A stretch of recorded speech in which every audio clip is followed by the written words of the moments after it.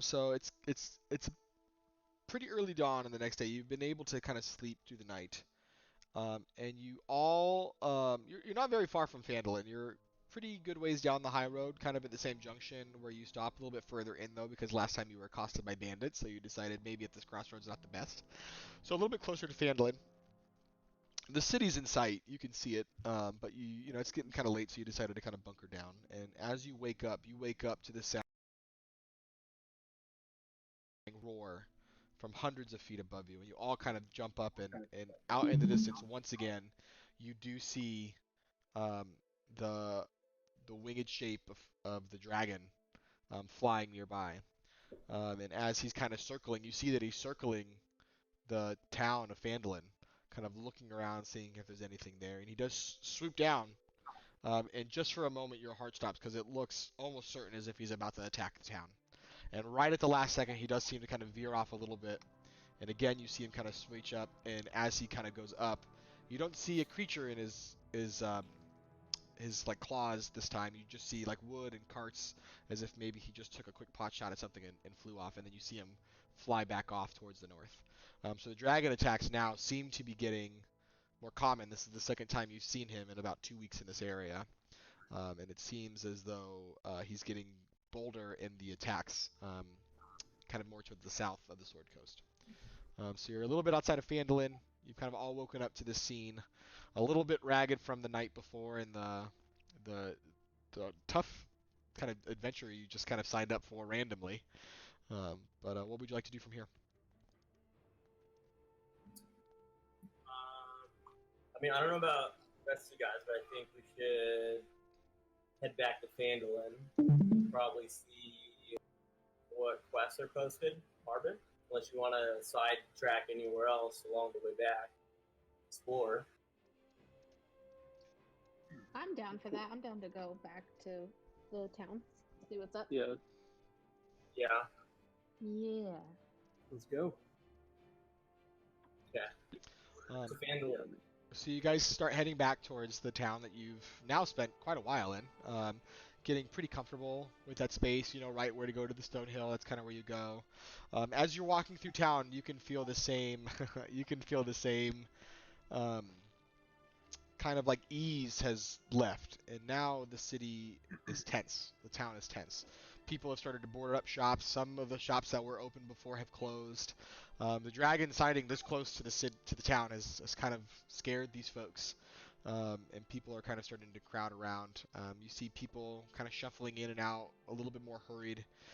People seem to be avoiding looking up, um, mostly out of fear that they're going to see something they don't want to see at this moment. But you head back to the Stonehill Inn, or are you going back to the job board? Can head try and talk to the Townmaster again, Harbin. Kind of up to you. I think we should head towards the job board and see what's on there first. Yeah. I agree. Let's do it. Job. Cool. So you go back to the job board, and the last time you were here, you saw jobs for a few different things. Two of those jobs still remain.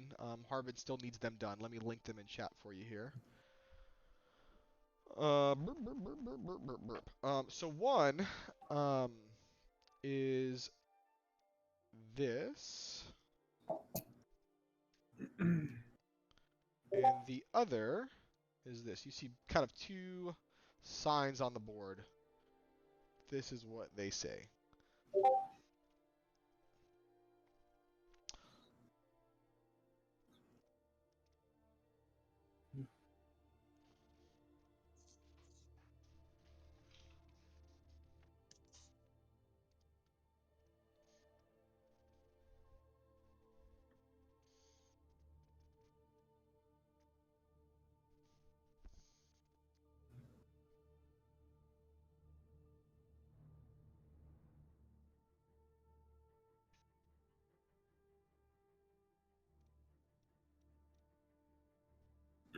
I'm not gonna lie. I like the name Deep in Neverwinter Wood. Suggestive. Yeah, I believe Neverwinter Woods was named by a former god, Metallix or something like that. It's very strange. Metallic. Stupid. Oh. Oh. Yeah. I'm good with the the The loggers. reward's the same, so. Yeah. Yeah. I'm cool off like gold mines and caverns and shit. Yeah, I feel like the last time we did that, it didn't end Yeah. that well. So But Yeah. the A ton of regret the caves are full of like goblin things. and pissy little elf trolls. yeah, yeah, Little pissed off little asshole. yeah, we did. Only one left though. Yeah, well, let's veer off. Let's do something else. All right, let's veer. yeah. Let's do this. The loggers camp. Okay. Okay. So you kind of take the thing off of the wall there, and you do notice a couple of things about this. One, it sounds like you need to bring things to someone, but the one that really stands out is that the person you're delivering things to is the half brother of Harbin Wester. Harbin Wester is a Townmaster of Phandalin. So kind of that standing out most for you. What would you like to do from here?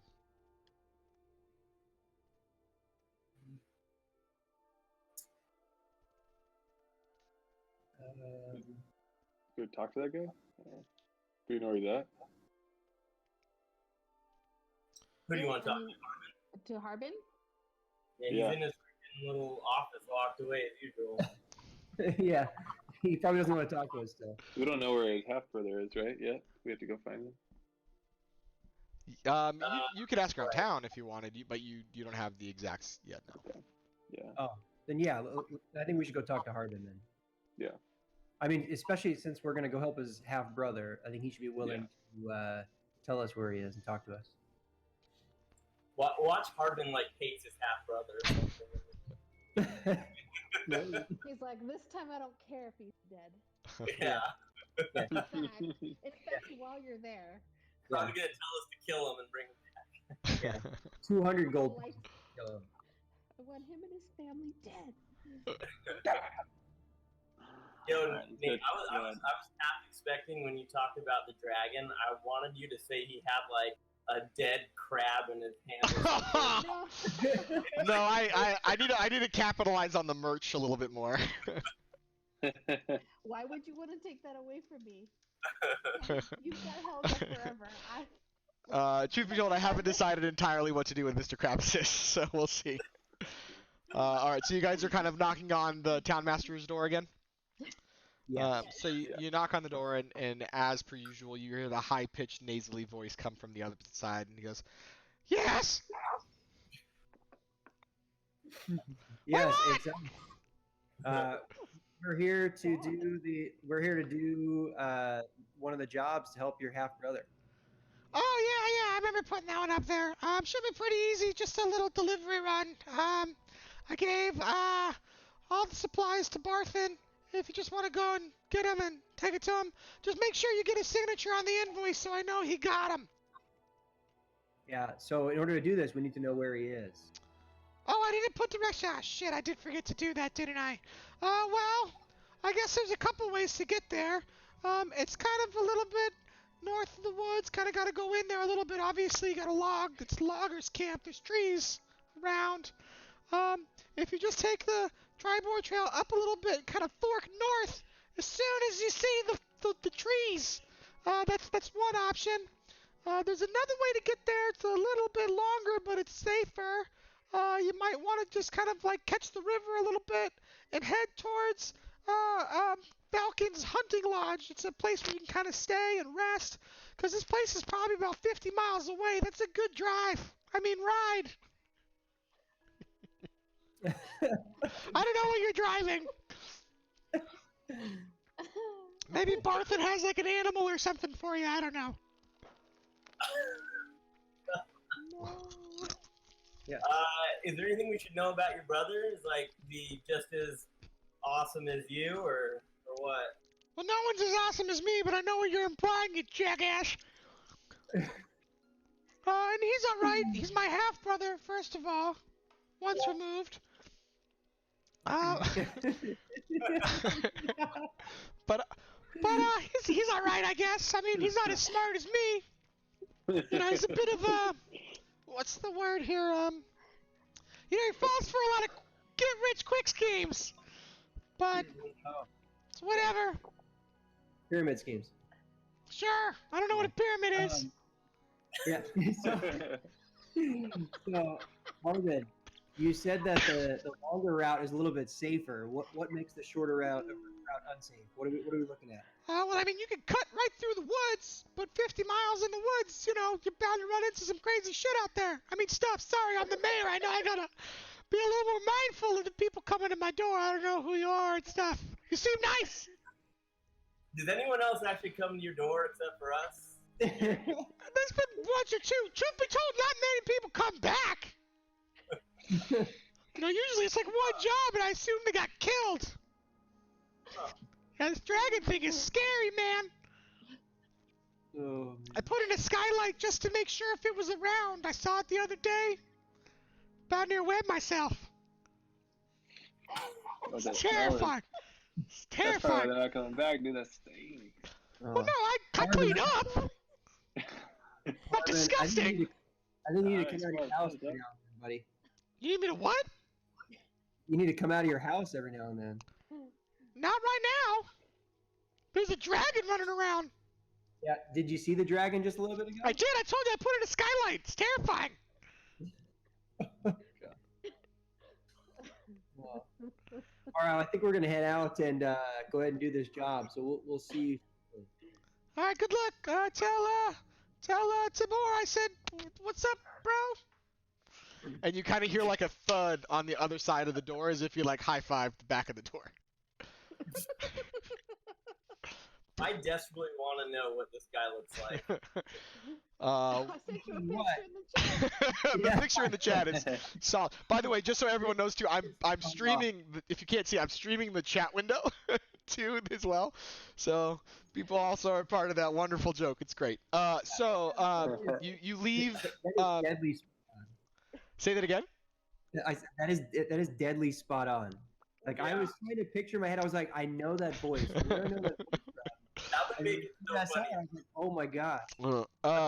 Yeah, funny story while we're here on this tangent. That voice came about because I thought it would be funny, and I didn't think we would ever play again the very, very, very first time we played, like before, like Nicole and Trent were playing. And now I put it in canon, so it must stay. If I was to re-roll this adventure, it would be a different voice. Continuity. Correct. You know, you got to think, you got to focus. In either case, so the Townmaster Harbin Wester has told you that it's a pretty simple, should be a pretty simple job. Take the goods to his half brother at the loggers camp, kind of into a good whiles north into the Neverwinter Woods, and kind of gave you a couple different options to get there. First thing though, you got to get the supplies. That's noted for you. Those supplies are at Barthen's Provisions, which is just a little ways off here. Let me get it up so you can kind of see where you're going in the city here.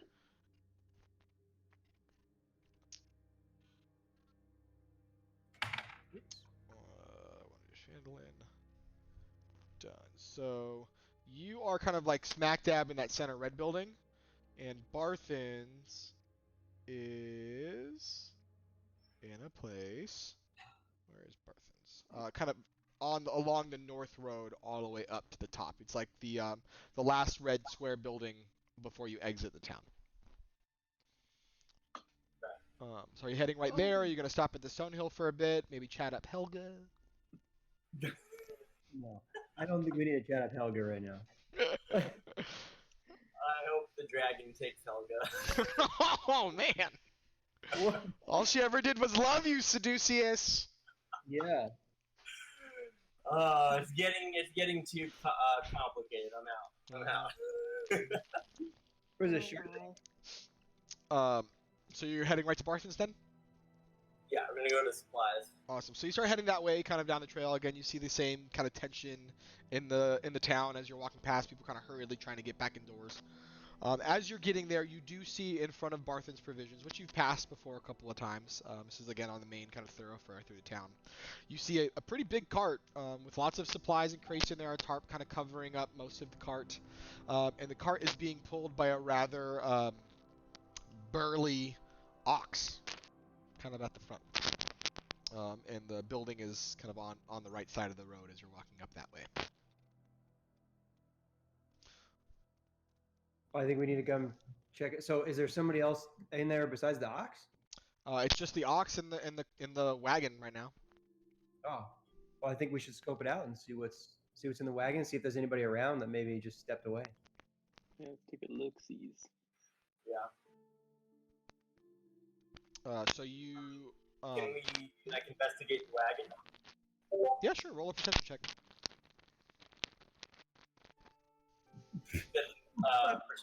Perception. So it's in the chat. Just type !check space perception. Perfect. 12. So nothing sounds out. I mean, you can see it pretty good. There's a wagon. There's a bunch of supplies kind of in there.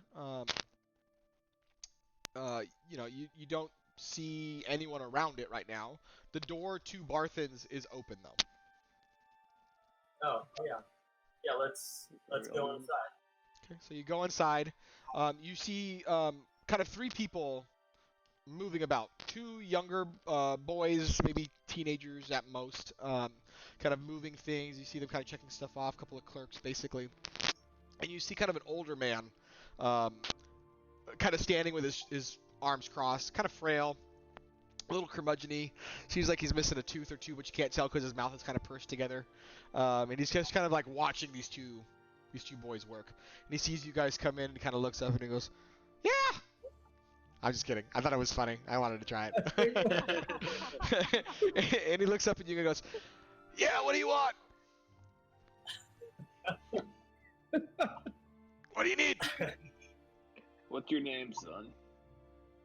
"Son, I'm probably like 30 years older than you. I can't really tell with all the scales, but I'm Barthen. Yeah. This is my shop.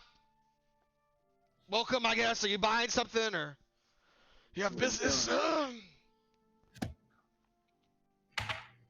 Do you have anything that's tantalizing in here?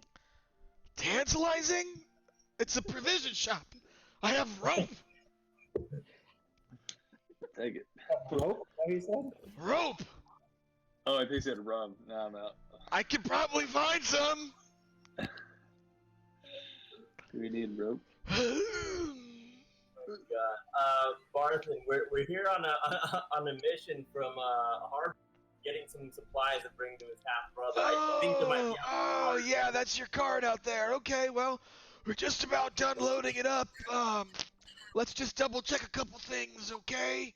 And he like walks over to you since you're kind of the person that mentioned it, and he gives you like a sheet of paper, and you can see it's got a list with some like checks next to it. And so he just says, "I just need you to just check off this list, make sure we got everything that you need, okay?" So he like walks over to the cart and he goes, "All right, got a couple crates of food stuffs and some blocks of cheese and some loaves of bread. All right, and some ale, some oil. What else did he need? Seven, get over here, boy." Yeah. What else? Did you put on the oil? And he's just winded. Like, this is taking everything out of his old man as he's trying to run this shop and figure this out. And you see the like young Kirk kind of look around, checks a couple things, and he kind of nods a little frantically. Last couple of like crates start getting wheeled on. And he kind of looks at both of you guys. And he goes, "All right, well, you guys are all loaded up now, so take good care of Vincent." And he like thwacks the ox on the ass. He's a good ox. He'll pull you really, really well. He's super nice. He hasn't killed anyone in a long time. Accidents happen sometimes. Talk to this ox and see if he hates this guy or what. What? You have to speak up, son. Little hard of hearing.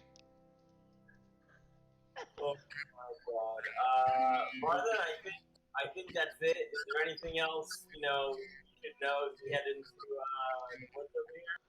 I mean, just make sure, Vincent in my wagon comes back. These aren't yours, just the supplies. So, Okay. I mean, I hate to put you out, but do you know which way you're going to be going to get to the camp? I could use a little bit of wine. And Falcon makes the best. So, if you're going to the lodge on your way there, I'd really appreciate it. Yeah, I mean, well, do you have some money to give us to buy that wine? You want it now? How about I give you half, because I don't know if I can trust you. What? I'm good at math. Okay. Steven!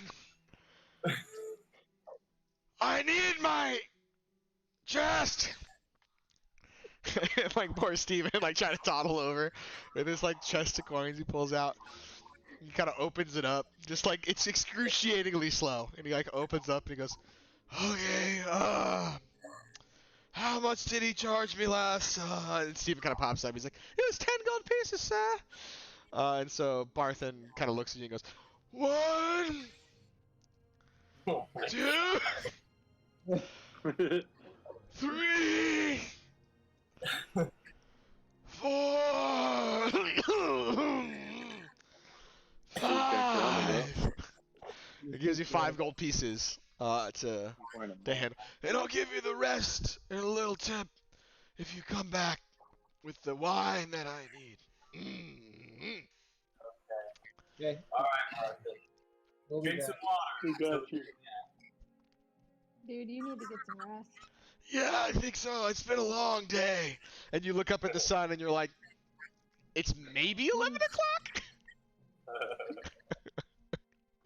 Oh my god. Okay. Alright, we'll bring back some wine for you. From Falcon? Yeah, his name's Falcon. I don't know if you've been there before. But yeah, Falcon. Nice guy. Great lodge. Alright. Okay. We'll see you then. We'll take care of your ox. What was the ox's name? Vincent. Vincent. Vincent. We'll take good care of Vincent and your cart. You get some rest. Okay. And he like kind of puts his hand on Steven and like walks back in, leaving you on the cart to do what you would like. I didn't really pick up on where this Falcon place is though. I will show you. I'll say they probably gave you a clearer direction. Let me just pull it up here. Okay. So let me get some drawing going on. Okay, so you've got a couple of choices here. So again, here's Fandolin. Oop, let me change that. Sorry, still on the wrong screen. Burp, burp, burp, burp, burp, burp, burp. Okay, so there's Fandolin kind of circled in red down there in the south. You've got essentially 2 choices. You can take the Tribord Trail up into the east and kind of cut through into the woods, and the camp is like right kind of right on this area, or you can try and cut through the woods a little bit and go straight. It would be difficult to try to come up the river. It doesn't flow quite in that direction. So you can't quite take it upstream. And this area, it would be hard to kind of get into the woods and walk through. So your basic options are to cut through the woods straight north, or to take the trail and follow kind of a predestined place to get to Falcon's Lodge. Falcon's Lodge is right here, and the camp is like right there. Well, I guess if we're gonna go to Falcon Lodge, we have to go to the right. But The red line on the left, is that another trail? Yeah, like the one I drew or the one on the map. No, the one on the map. The one on the map is like a main roadway called the High Road that takes you all the way up to Neverwinter and then to Baldur's Gate and kind of keeps going.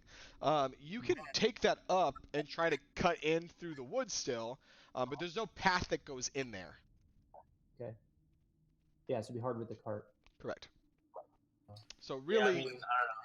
you've only got a Yeah, couple of choices there. Yeah, I'm good going east. Yeah, taking like the predestined trail. Yep. Yeah. All right. Yeah, let's do it. So you take that trip. It is about it is about like 50 miles total as you're kind of going. So you do need to kind of rest up. We'll say we rest up. Do you want to rest in the woods, outside the woods, along the roadway? Where are you guys trying to stay? Are we able to ride on the cart too, or are we walking next to the cart? You can ride on the cart. You get the sense like if all of you ride on the cart, Vincent's gonna have a bit of a tough time. But you know, like with the exception of Torin, y'all would probably be on the cart without too much trouble. Torin's just like 300 pounds. Yeah, I'm a big dude. Dang. He's a dragonborn. I'll just walk. He's not big. He's just a dragonborn. I'm half dragon, dude. Oh, that's true. We could just like post right outside the woods, I guess. Sure. Yeah, totally. Yeah, like rest right before we get in the woods. By where the V connects right there, the point. Yeah, 100%. I'm down with that. So you kind of go back that way. You know that path really well. This is the same path that you took. Kind of coming. Conaberry is right there where that like stop is, and then go back into the woods. The Butterskull Ranch that you recently came back from is also right beyond that path. So you've been here before. This area is pretty well traversed. Kind of decided to camp right outside the woods. I would like to know who's going to keep watch. I guess I will since I'm walking outside. Sure. So go ahead and roll a perception check for me.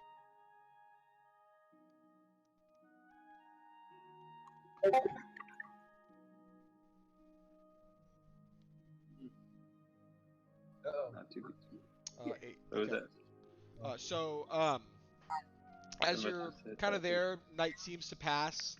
You know, you hear the typical things of nature around you. Stars are out, moon's out. For the most part, night passes without any issue. Don't seem to do anything. Are you doing anything with by yourself this time? Are you trying to focus on anything? Are you trying to make anything? Just like paying attention to the road. Maybe like investigating it. Nothing seems to show up as the night passes. So it's been about 4 to 5 hours as you're kind of there, and now it's kind of beyond midnight now as you've been able to kind of stay up that late. Now maybe like 1 or 2 in the morning. Are you gonna hand off your shift, or are you gonna try to push through the night? Yeah, let me hand it off to not Seducius, because last time I got left. So who are you waking up, sir? Just checking. I'll wake up Celeste. Okay, so Slash up, wakes son. up. I need your help. Come on out. I'm tired. I need you. Right here. All right. Did you see anything tonight? What happened while we were sleeping? No, I've been looking through the darkness as far as my eyes can see, and nothing in the woods, and nothing on the path. Been pretty chill. Okay, perfect. Rest. Yeah, I could take a rest, just keep an eye on that road in the woods. The moonlight's hitting.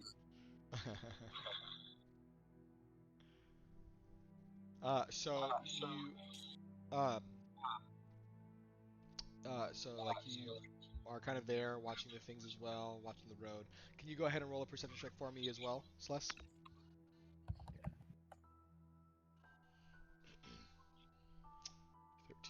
13. Kind of the same.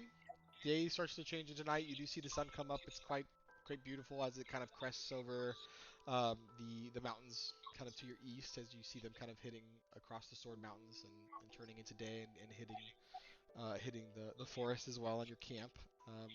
Nothing strange seems to happen.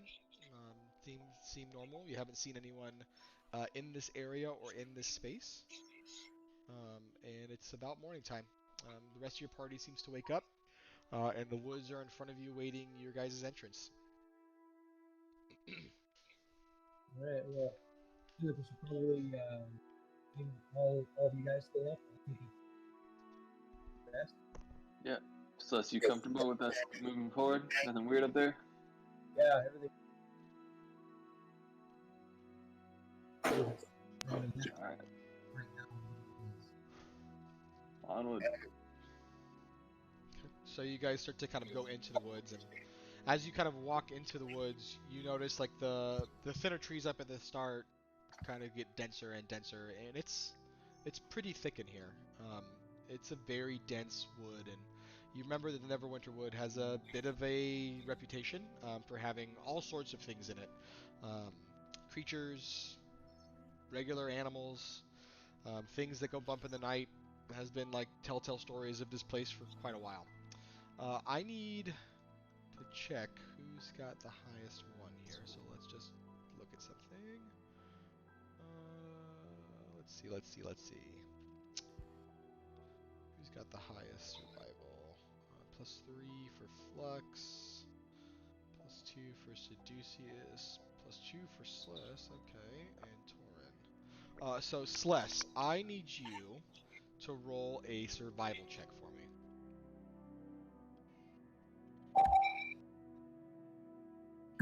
Okay. So, as you're kind of going through the woods, it's a little tough to find your. I'm gonna get an echo from someone. Oh, Yeah, we did. Oh, let me try now. It's coming from somewhere. Burp? No, still. I don't hear any more echo. Why am I hearing that? That's so weird. Anyway, soldier on. You hear, you see kind of the woods. It's really tough to stay on course here. There's enough space to follow between the trees to keep the cart kind of moving, but you have to zigzag through the trees to make it. The trail is not like really a wider trail. It's a little bit easier. This was probably the best place to enter the woods from, but you do manage to make some progress. You've probably gone about maybe 10 miles into the woods so far without too much issue. Roll another survival check again for me.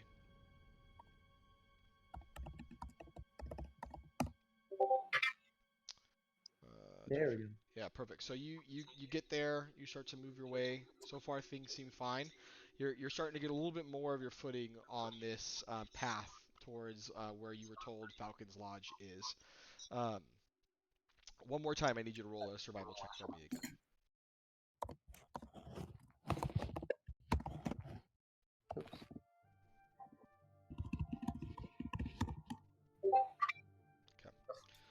So, as you're kind of there, you've noticed you've had to zig a lot more than you had to zag a little bit. And you're kind of like going back and forth, and you notice as you look up, kind of looking back at the sun, you're like, that shouldn't be, damn it. And you've managed to kind of dip a little bit further south than what you wanted to try to avoid the river when you needed to go a little bit further north, so you're a little bit out. While you're there, you kind of see, though, that what you were trying to stay is like in the clearest area that you could see between the trees. When you see this kind of clearing appear, though, about 60 feet in front of you, in that clearing, you see that there's a boar. Strangely sized. It's a little bigger than what a normal boar would look like, and it's like glaring at you, like eye contact, looking at you.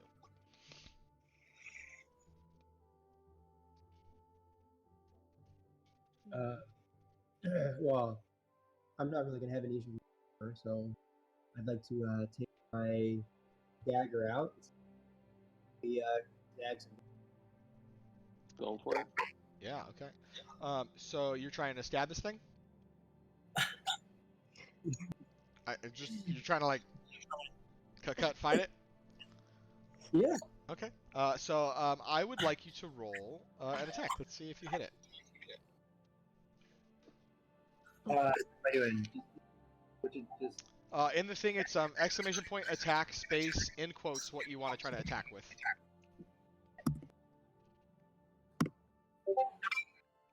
Cool. All right, let's see how this goes for you. Gonna kill a boar. All right. Okay, so you go to hit it with your dagger, and this boar like sees you coming. It doesn't move. It's standing its ground.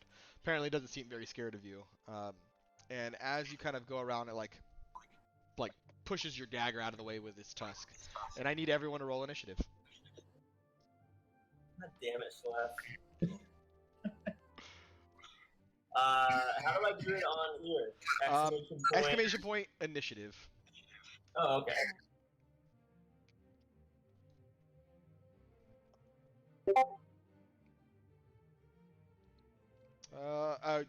Sorry, I did that wrong. Exclamation point check space initiative.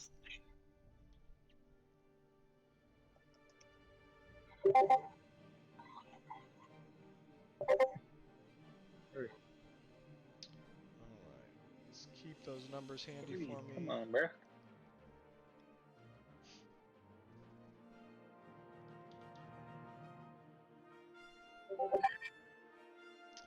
Alright, we got Torin with a 3. Not the best start, Torin. No, not at all. Wait, Torin, can't you talk to animals? Yeah. I can talk to him, but our homie just stabbed him in the eye, dude. Well, he tried.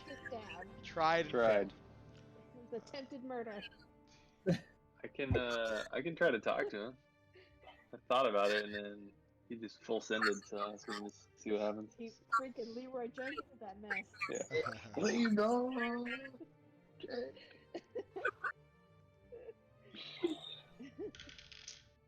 Alright, so we'll just play this a little bit mind's eye. This is not going to be accurate, but it'll be enough. Just so we have something to look at. Okay, so you go to stab this boar, and as you do, you see like a kind of fight back, and just a slight shimmer from this creature. And Seducius, that puts you up first as you see your friend try and miserably fail to attack this thing. But it is your turn. Okay, so I'm gonna try this in a chat here. So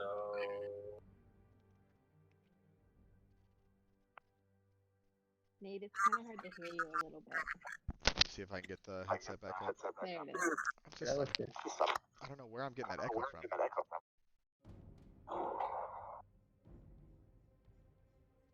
You don't see any of ours like lighting up green when it happens. It's gotta be from. Oh, you know what? I bet I know what it is. No, that's not it. Anyway, I'll soldier on. Seducius, what did we decide we wanted to do? Okay, and what are you trying to do with your illusion? So I'm gonna try and cast an illusion to scare the boar away, and I'm gonna create kind of a twisted, demented version of Mr. Krabs. So just like a giant angry crab with like green kind of like ooze coming out of his mouth, and maybe like one busted eye. And he's like, surprise! That's what So just note with minor illusion, it can't make any sound. It can either be a sound or an image. You can get one or the other. Right, well, I'm just gonna do a giant, angry, disgusting crab. Okay. Let's try this. Roll a performance check for me. Oh, all right. The Bizarro Crabus.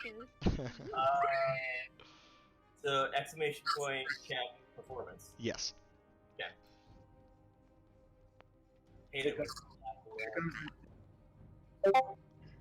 Okay.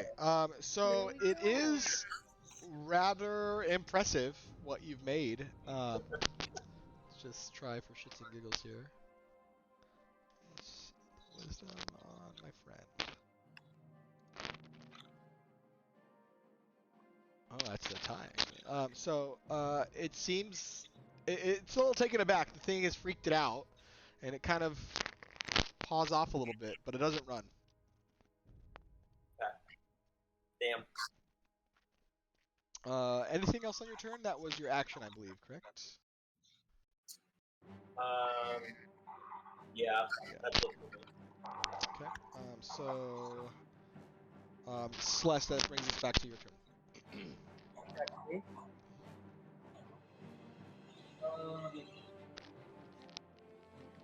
Well, guess I'm not- I mean, I got this started. Let me do.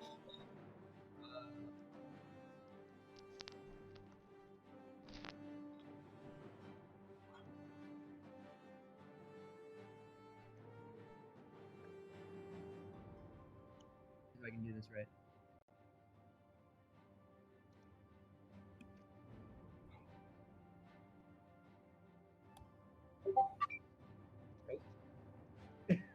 It's exclamation point cast space in quotes firebolt.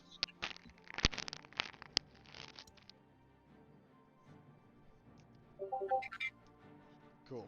So yes, you do miss once again. And technically, because you're right next to it, casting a ranged spell goes a disadvantage. So just do it again for me. I just want to see if it's worse. Okay. Last game it was Seducius' turn to fail miserably. This game is yours. I did. I was enchanted by this king. 8 times. Yeah, you I still hit him. miss.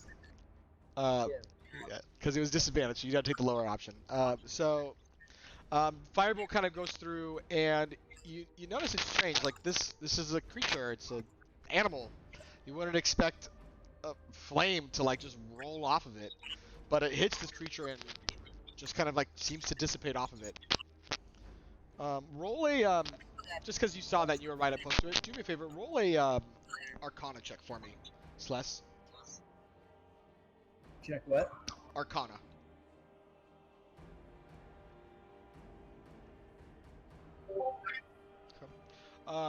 You're getting the sense this boar is not everything that it seems. You can't tell if it's a magical being or if it's somehow like a shapeshifter, but it's not your regular old boar. Maybe we'd have Torin. My turn. Whose turn are we on? Actually, it's Flux's turn. What would you like to do, Flux?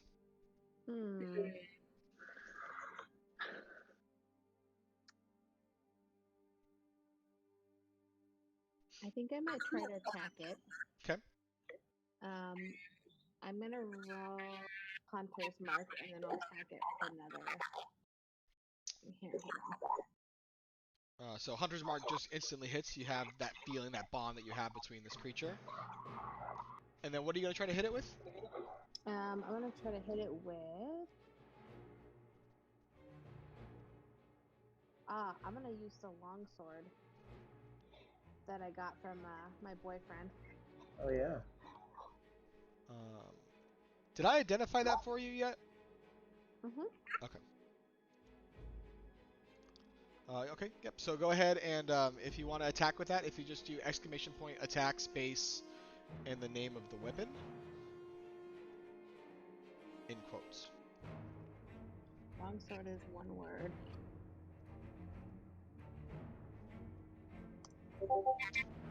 Just type in, just hit 1 and then plus. If you'd like to, do you have a shield equipped or? I think so, yeah. Okay, then yeah, just 1. Just the number 1 and then again. Oh, just everyone. Okay. Okay. So you roll to hit with that. You do miss.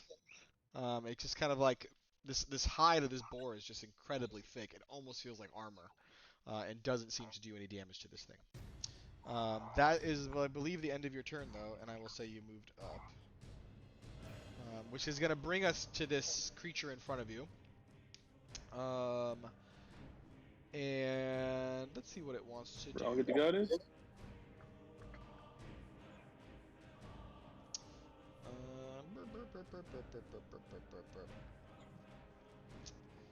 Yeah, I think it's just going to want to try to, like, screw some stuff up. So it's going to try to cast Lightning Bolt on Celeste, since it has now tried kind of on its own to attack. So it's going to cast Lightning Bolt at Celeste. And let's see. Celeste, I need you to make a dexterity saving throw. So it's going to be exclamation point save, space, dex.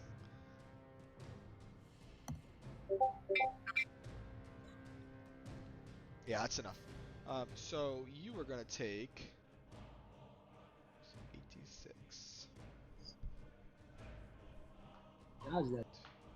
You didn't quite dodge it. 7, 11, 13, 19, 24. 24 divided by 2. You're going to take 12 points of damage. You were able to avoid most of it by kind of seeing the reaction that she had, but it's hard to get out of its whole range. So you do take 12 points of damage as this creature, this boar, like you see the eyes just kind of like flame with like this electrical spark. It just shoot right out at you. Can I do that? That you do have to do on your character sheet.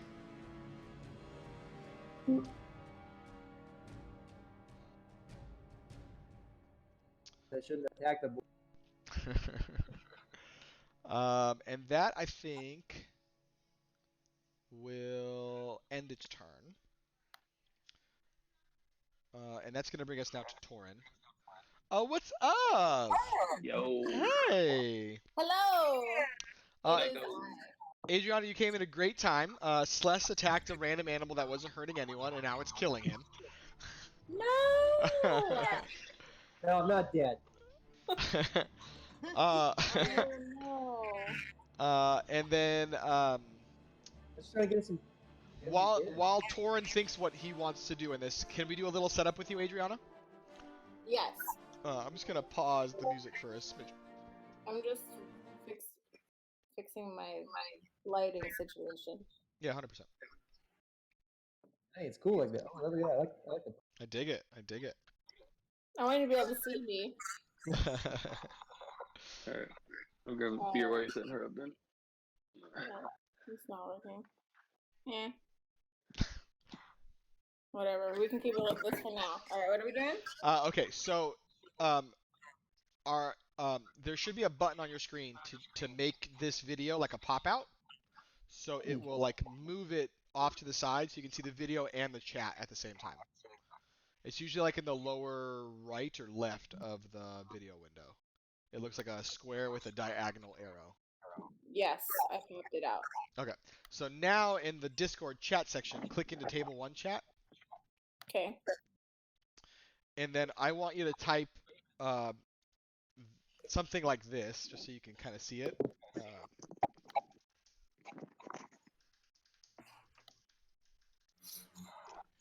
Okay, so you're going to do exclamation point beyond space, and you're going to paste in the link to your character sheet.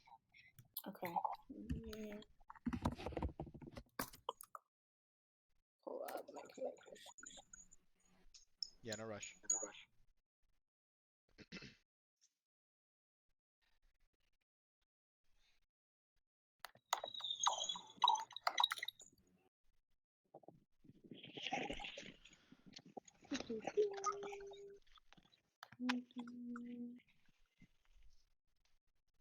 View.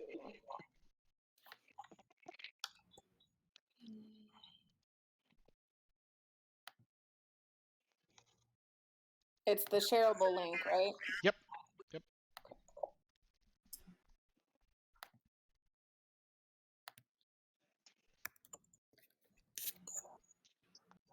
Is there a space or no space? There's a space after beyond.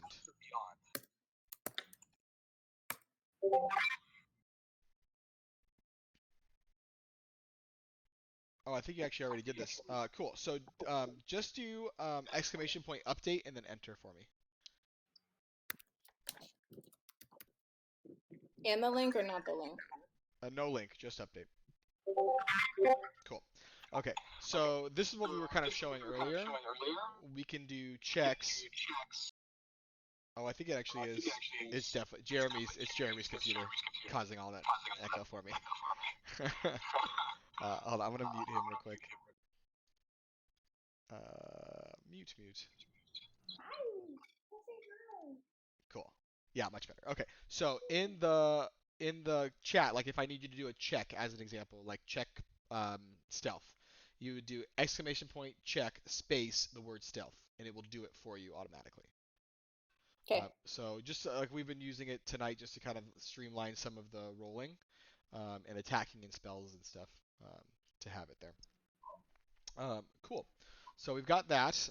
We are back at it. That's gonna give us. Let me just start that again. And then Torin, it is your turn. What would you like to do, friend? All right, I posted. I'm just getting like an echo. Yeah, I think it's definitely an echo. Are you still hearing it? Of Is it? my speak with animal cast. I'm gonna try to talk to this thing that could be an animal. Okay. What are you So, trying hey, Mr. Boy, what are you doing over here? What are you made of? to? And it kind of looks at you. Roll a persuasion check for me.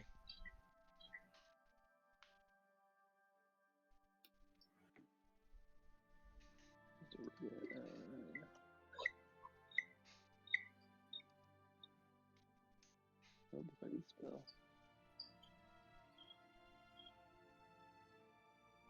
Ah.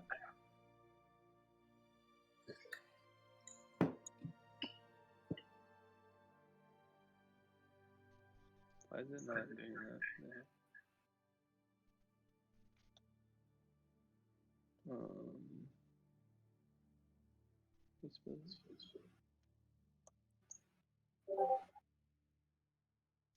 Oh, what?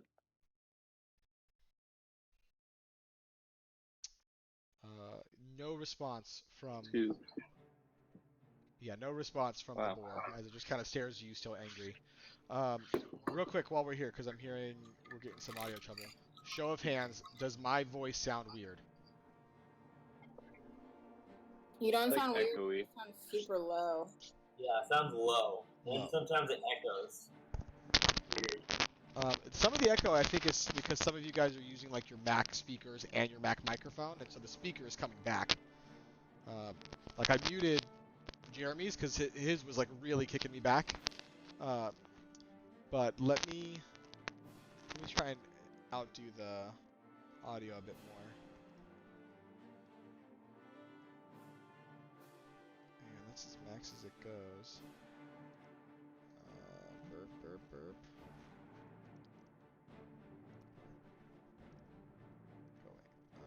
Burp. Okay, how's that?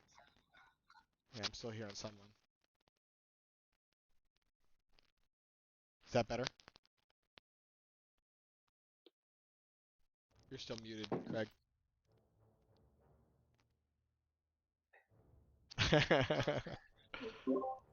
It sounds a little bit louder.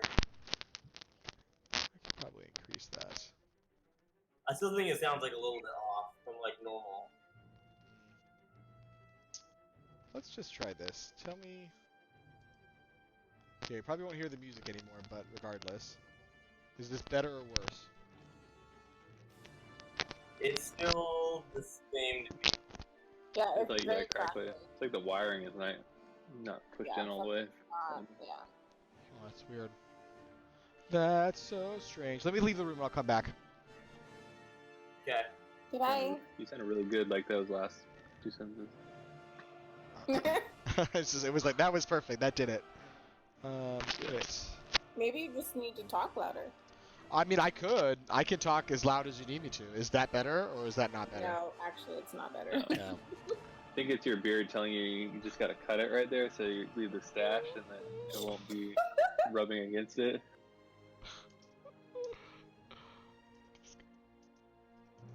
Audio issues are always fun.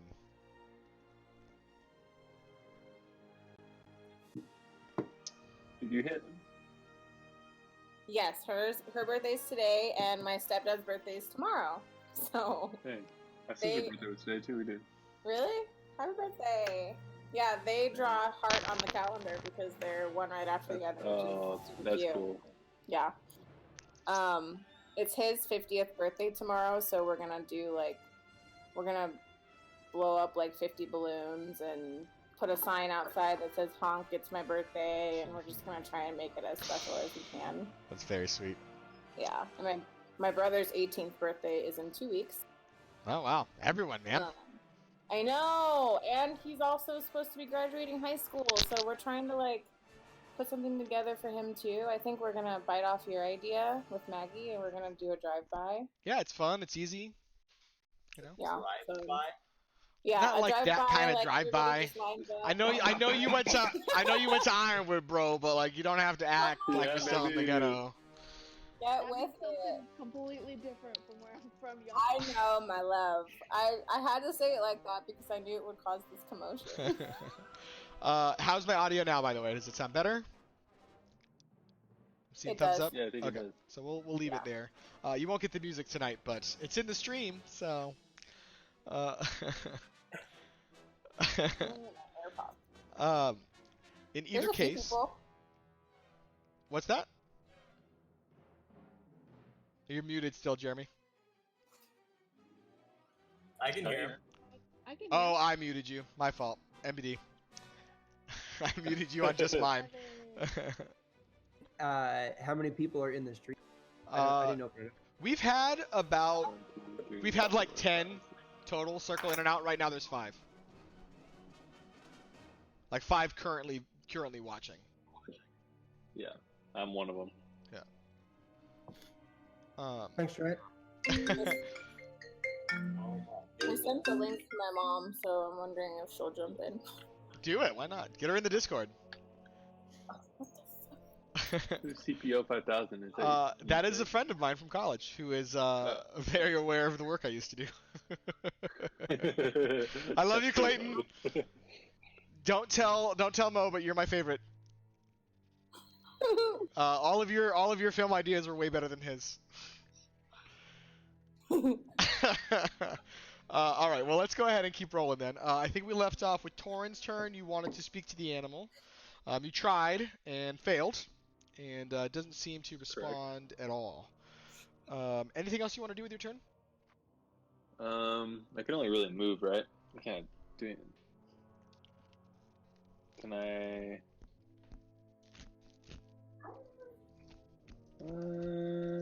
You can move if you wanted to get closer, or Yeah. Maybe I'm gonna move to like the. What are we doing? Freaking pentagons now? Yeah, somewhere over there. Yeah, that'd be good. Okay. Get a different angle. Zendri, Zendri. that brings us to your turn. Yeah, I don't have the blocks on this one. I didn't have a map prepared for this particular encounter. No, it's it. I think those are hexagons. Whose They turn are. is it? Your turn, Zendri. Yeah, it was Oh. sick. So in front of you, you see this this large boar with big tusks, kind of crackling with electrical energy that it just used to fry Sless quite severely. Yeah. And it seems aggressive and still so mad. Are you laughing at Bella? Yeah. She's the big boar. At first I looked around and I thought maybe it was Theo, but then I heard it again. I was like, no, it's not. Okay, am I super close to this boar? You are the furthest character away, but you could get to it. You're about 40 feet away from it, so you could get within like a range attack pretty easily. Gotcha. Sorry, I'm just trying to pull up my darn thing. It's going slow. I'm gonna try and hit it with my crossbow. All right. Go ahead and roll to hit. You can do that in the chat if you do attack, exclamation point attack, space in quotes crossbow. You said exclamation point attack, And then space and then space crossbow. crossbow. Nate, am I the E or the F? On the You map? are the E with the hat. Got it. That's what keeps throwing me off. The hat. Damn. So you miss. You go wide on this boar as it like kind of goes past Blows you. past. But that will bring us back to the top of the round. Seducius, your turn once again, friend. Yeah, I'm quite impressed by the prowess of this boar. Not gonna lie. What the? Yeah, Are you attracted to the boar too, Seducius? Oh No, my I'm god, dude. no. Come on. As long I as mean, we it's got dark days, but it's not that dark. Okay? Oh my. Kid, got 2 legs is all Seducious needs. Right? No. I pick Helga over the board, just so we're clear, okay? I thought Helga was a boar. Oh, God. that was After a BORE. few drinks, he's not. Okay, so I'm gonna try some dissonant whispers on this boar. Okay. That isn't in the spell book for the bots. So you Yeah. you can still use it. You're just gonna have to. We're gonna have to just do it manually. So let me go to it real quick. Dissonant whispers, I think, is a thing that I do. It is. They've got to beat a 13. She does. So still roll damage. So go ahead and roll 3d6 for me. You can do that in the chat too if you just want to roll the damage. So it's exclamation point roll space 3d6. That's dope. Yeah, it's really handy. Just makes it faster. Yeah. So they're going to take half that. So 6 points of damage, 7 points of damage, as it kind of stuns her. But other than the damage, it doesn't seem to have much else of an effect. And this thing is still seeming a little unfazed. You get the sense it is a quite strong enemy you've pissed off. How big is this boar? Is it like a normal boar, or is it like a giant boar? So like a normal boar by itself is pretty big. Like a boar is usually about a size and a half, double the size of like a pig. Okay. This boar is a little bit bigger than that. Like it's large. Like just eyeing it. Is it like a porcelain boar? No, it's a Think boar. like the dodging fire and stuff. Dude. I don't know. Think like Pumbaa, I was just about to put a Pumbaa in there. but like an Yeah. angry, pissed off Pumbaa. This isn't like Hakuna Matata. It's like Hakuna, I'm gonna murder ya. Oh my good lord. Wow. Okay. So that's just a pig. You need to like double that size at least. So would you like to do anything else with your turn, Seducius? No. I'll give it over to big guns over here. All right, so that's gonna bring it back to Sless. Hopefully you can make up some lost ground. Yeah, don't miss this time. I feel like at this point I need to like maybe just kind of like put my hands up and say, hey, I think we're all trying to attack each other here. None of us are getting anywhere. You clearly don't appear to be a regular boy. We're just on our way to drop off some of these provisions, and I guess we thought you were a boy we could just have for dinner. Clearly that's not the case. So anything you want to tell us? Roll a persuasion check at disadvantage because you've already tried to stab her and fire her twice. So this will not be easy to convince her that you are not an enemy. How do I do it at a disadvantage? I haven't found a way to actually do it in the app, so just do it twice, and then we'll take the lower. Already not looking great. Oh, no, that is so good. Yeah, not enough with that 9. So she, as you kind of approach, she kind of like starts to already ram you with a tusk. But that will bring us to Flux first. Flux, it is your turn. Wait, did it? Okay.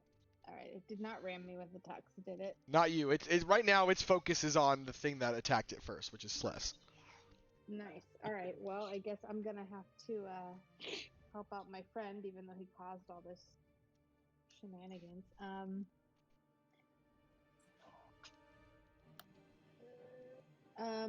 So fire didn't work on this little guy. Well, yeah, you're not Maybe sure what exactly happened. Yeah, I it, wa- like rolled off of it. it like Yeah. glancing blow. It wasn't a very well aimed shot. Yeah. Okay, well then maybe let me try burning hands. Let me Okay. try that. Couple of things about burning hands. With where you are, you would probably end up getting Sless Well. and Torn in that, but you could just circle around a bit. There's Let's do that. there's not really a good angle because it's a cone, and they're right next to her. So pretty much, if you're hitting her, you're Yep. gonna hit them. All right, Pass on that. then let's do. I'm gonna do Hunter's Mark. Hunter's Mark's already on. That stays on Oh, until yes, you you're do, right. Okay. until you either lose concentration or it dies or ends. Okay. Okay. Then I will try with my. I'll try hitting it again with my longsword with that on. Okay, go ahead and roll to hit. Do your attack.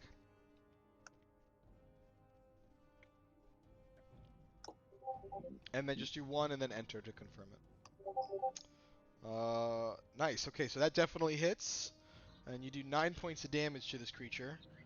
It does sink There we in. You go. see a little trickle of blood start to show as it kind of grimaces in pain and snorts back at you. But it's still standing and still quite aggressive and mean, but now it sees another target in its sights. It does bring us back to this boar, this huge boar that you guys are struggling to bring down. We thought might have been dinner, but instead might be your doom. And it's going to keep going for Sless, because that's No. who it's there. And I think... What would this creature do? Yeah, I think it's just going to use its tusks to try to hit you here. That's going to hit you, and you take 6 points of damage. Now I'm down to 2. No way. Yeah, Sless is not doing so great. Damn.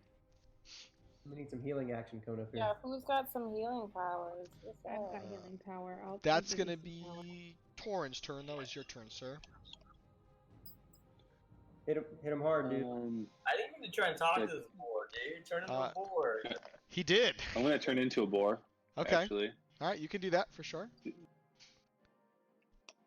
should I? Do I need to type that, or I don't know how that works? No, don't worry about that. We'll just we'll notate that you are a boar now. Okay.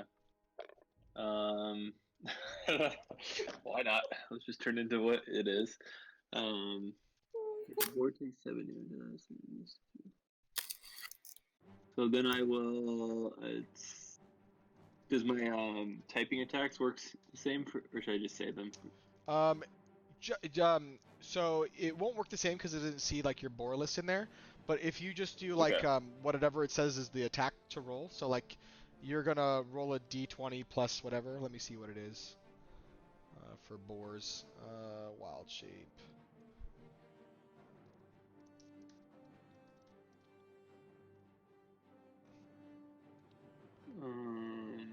So for a boar, it would be your charge attack, and that is.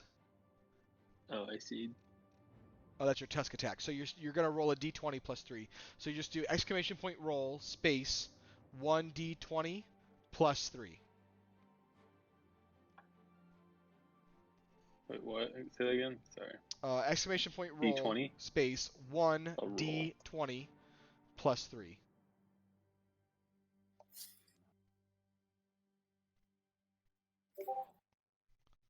No space between the exclamation point and roll.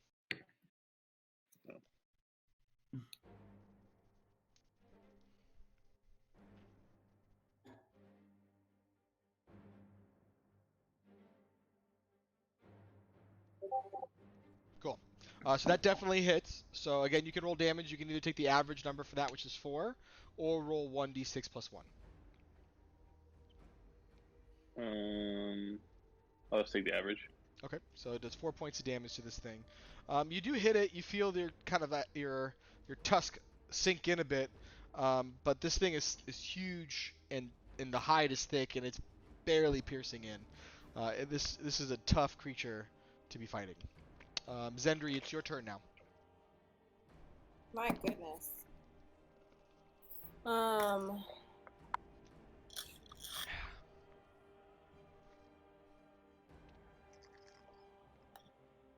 I said I was gonna do this homework, and the week snuck up on me. You gotta remind me, Nate. That's okay. What would you like to do? Like, what's kind of your Do I game plan? have? I mean, I want to. I'm far enough away, right? How about I heal Celeste? Sure. You've got a couple of healing choices. You could cast, like, you can walk up to Celeste and cast Cure Wounds, which is kind of your bigger heal. I think that actually is the only healing ability you have on you right now would be Cure Wounds. So you'd have to walk up next to Celeste and be able to touch him, and that would be your healing ability. Yeah, I want to do that. Okay. So you walk up to Celeste, you cast that. For Cure Wounds, it is actually, we can do this in the chat too. So do exclamation point cast space in quotes Cure Wounds.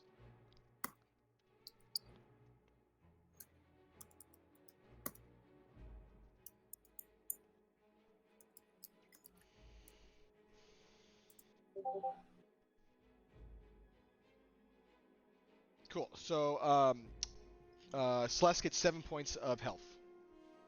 Yay! Perfect. Thank you. You're welcome. And then, just so I have the monster up as well, Torin, you are now B1. Just so you see it.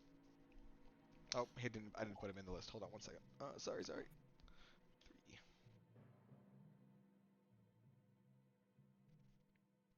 Okay.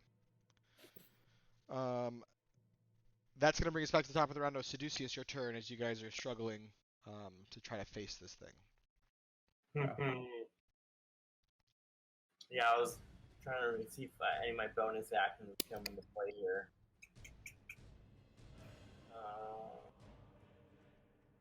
Disgusting. So...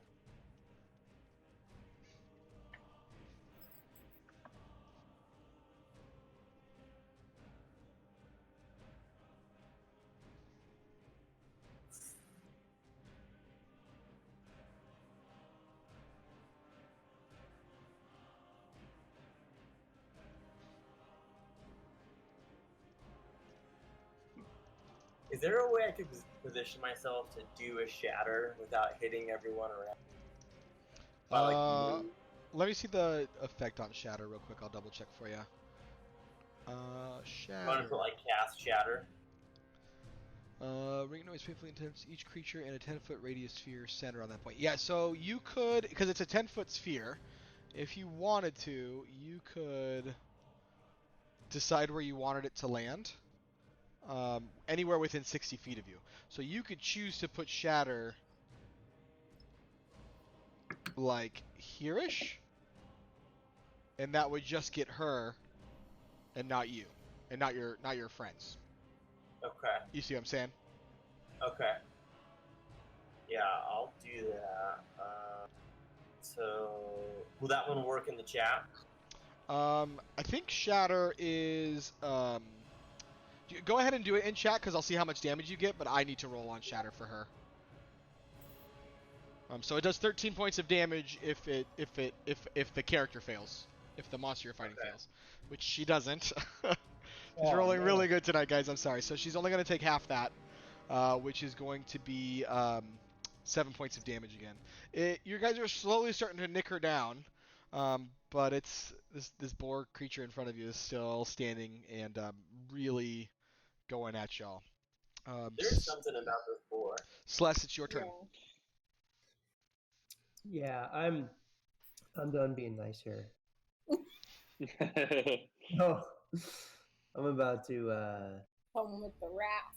You started this. Listen. You could have probably fed the boar. You could have fed it some food. It would have been fine. Try talking to it. So I know earlier when I used an attack that had too much range at 120 feet, it kind of backfired on me.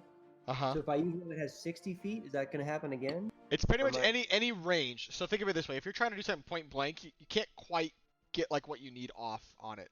What spell are you trying to do though? What enticed you? Well, I don't. I was just gonna look at like I've had success with like ice knife, Sure.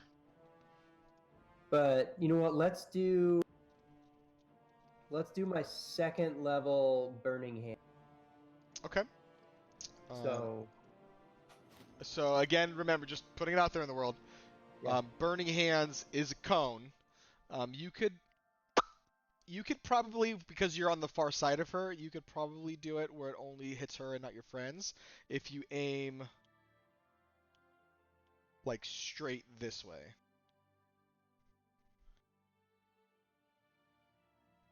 That would hit just her with Burning Hands.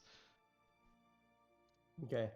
And again, just to get you used to the mechanics, because I know you're still kind of learning them for your sorcerer. Remember, you got those sorcery points that you could use. So one of them, I think you've got the ability. I just want to check. It wouldn't really help you here. And Twin Spell is only for single creatures. Neither of those would help you on that. So yeah, if you want to do Burning Hands, that would work. So go ahead and put it in chat if you want to do that one. Okay. And then how do I tell it to be like a second level? Oh yeah, that's a good question. There's a way to do it. I think it's exclamation point cast in space in quotes the name of the spell space dash L and then the spell level you want. Burning Hands, close quote, space dash L and then the spell level you want. Look at that. No, that still did it at first level. That's okay though. I can roll it for you, and I'll figure out that next portion of it. Spells. So 3d6 dex 13. We'll just add a d6 to that, I think, for Burning Hands. Yeah, so I'll add an extra d6 for you. Okay. Hey, you got a 4, not bad. Okay, so 14 points of damage total. Let's see though if she suffers all of it. Finally, she does. She rolled an 8, so not enough to beat 13. So she takes 14 points of damage from fire. That definitely starts to hurt her. You're starting to see she's feeling the burn. Finally, starting to get down some. Right. So anything else you want to do on your turn, Celeste? Yeah, you were talking about earlier. I have an action, right, to where like I can regain some health or something, right? Or what is it? Yeah, I think you do. Let me just check what your features are.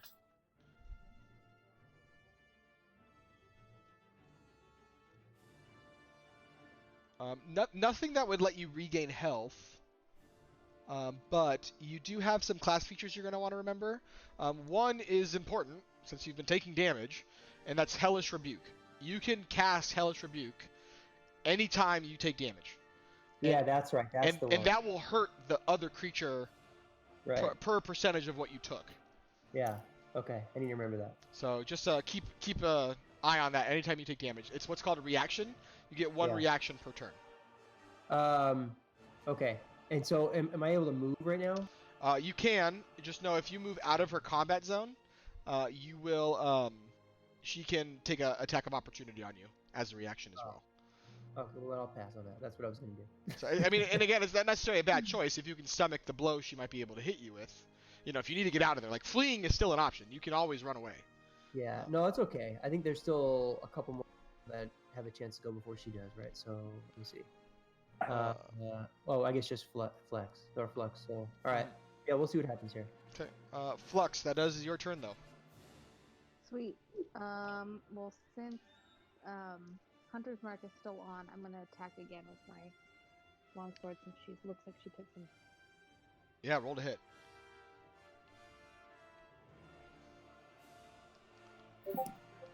And then one enter. Nice. Yeah, you got a critical hit on that one too. So good stuff. Yeah. 2, 4, 3 + 3. So yeah, 10 points of damage total. Nice job on that hit. So 10 points, and then do your Hunter's Mark damage. And I'm remembering we didn't do Hunter's Mark damage the last time you hit.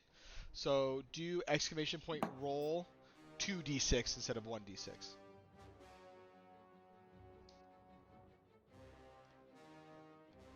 Oop, did we lose Nicole? Maybe. I'll roll it for her. She just really looks like she's combing her hair a lot. She's focused. I'll get it for her. 2d6. So 10 plus 7. 17 points of damage. Okay. Damn. It's a shame that she's frozen. So as the frustration of trying to deal with this creature starts to show in Sliss and now Flux, she takes one just like huge swing, just like one gut with this thing, and she goes to swing for this boar creature, and she gets it just right across the jaw, and you see the lower half of the jaw just fall to the ground and plummet. And the boar kind of like topples over, just blood streaming out of its kind of gullet area. And as it hits the floor, you see it shapeshift into its true form, Fucking knew it. which seems to be a female orc with these like tusk claws in her hands, and a symbol that you recognize. It is a symbol that you saw at the Tower of Storms. I would like Sless and Flux, since you're in that area, to roll to roll a history check. Sorry, a religion check.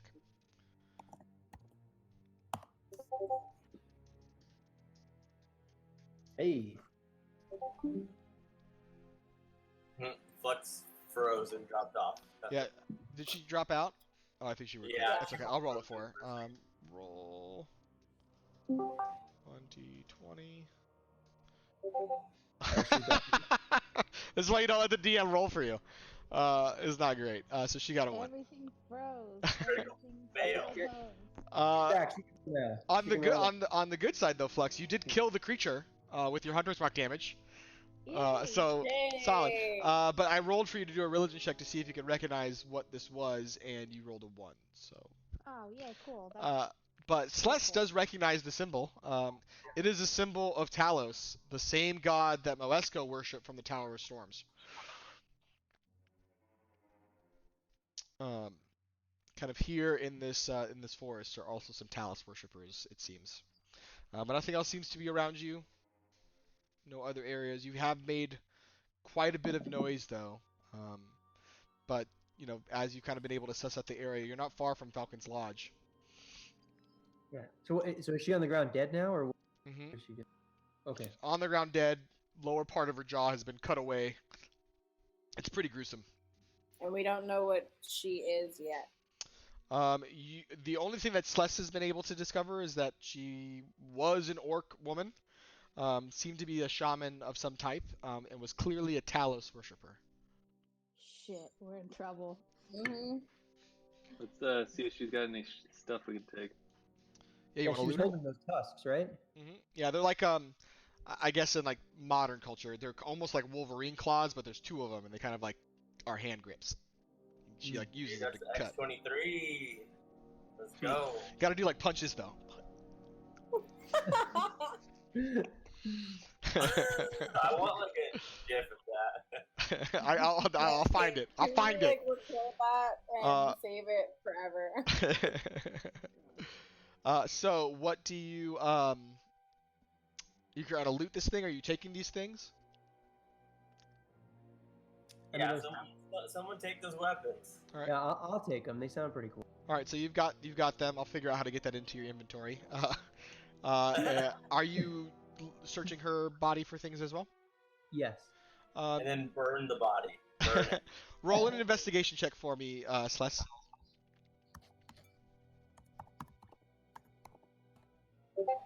Cool. So you kind of rummage through. You don't see much. You do end up picking up about 3 gold pieces off of her body. She wasn't clearing a lot of money on her. You can take the like symbol of Talos off of her. It's kind of a, the ones you saw in the Tower of Storms were quite a bit nicer. They were like kind of gold, filigreed jewelry. This is more like a collection of like bones that have been kind of like whittled, and wood that's been like tied together to kind of represent that thing. But it is a symbol of Talos you can make out clearly if you want to take that too. But that's all you can kind of find on this person. Yeah, we might as well. Cool. So we say you get her tusk weapons, and you've also picked up her amulet of Talos as well. That's kind of all that you see in this area. You guys want to keep trying to head towards Falcon's Lodge? Yeah. Okay. So you kind of walk in there. You are pretty close to it. So Celeste, since you're actually the one with the highest survival count, I'm going to have you roll that survival check again. And I'm going to let you do it at advantage because you're pretty close. Okay, thank God you get advantage. All right, better. There we go. So you do actually end up coming up onto what you would presume to be Falcon's Lodge. You kind of see as you get kind of past the river and you kind of hear the sounds of it. You see the thin fog kind of surrounding a fortified compound, standing in a clearing on the eastern side of the river. And from this area, you can cross it. You see like a 10-foot high log palisade surrounding the compound. And there's a main building that you can kind of assess. It's like 2 stories, stone and wood, with like these pitched roofs. There's windows with shutters that are closed and a stone chimney. There's a tower kind of attached to the building, which is unique because it has battlements. And typically a hunting lodge wouldn't have like a fortified tower, but it's there. And then to get across the river to the eastern side that you need to is a stone bridge. It spans the river. And like a big gatehouse, like an oak door, is closed at the opposite side. There's a bell next that you can kind of see next to the door as you kind of start to cross across this stone bridge.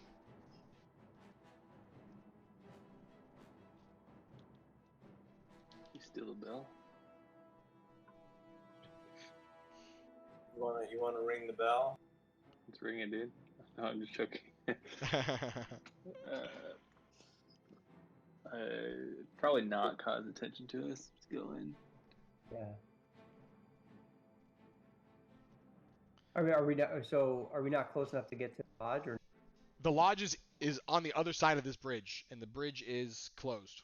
The door that like you can cross the bridge and get to the other side of the river, but as soon as you do to go actually into the lodge compound, you either need to figure out a way to jump the palisade, or you need to like go through the door. But the door right now is closed.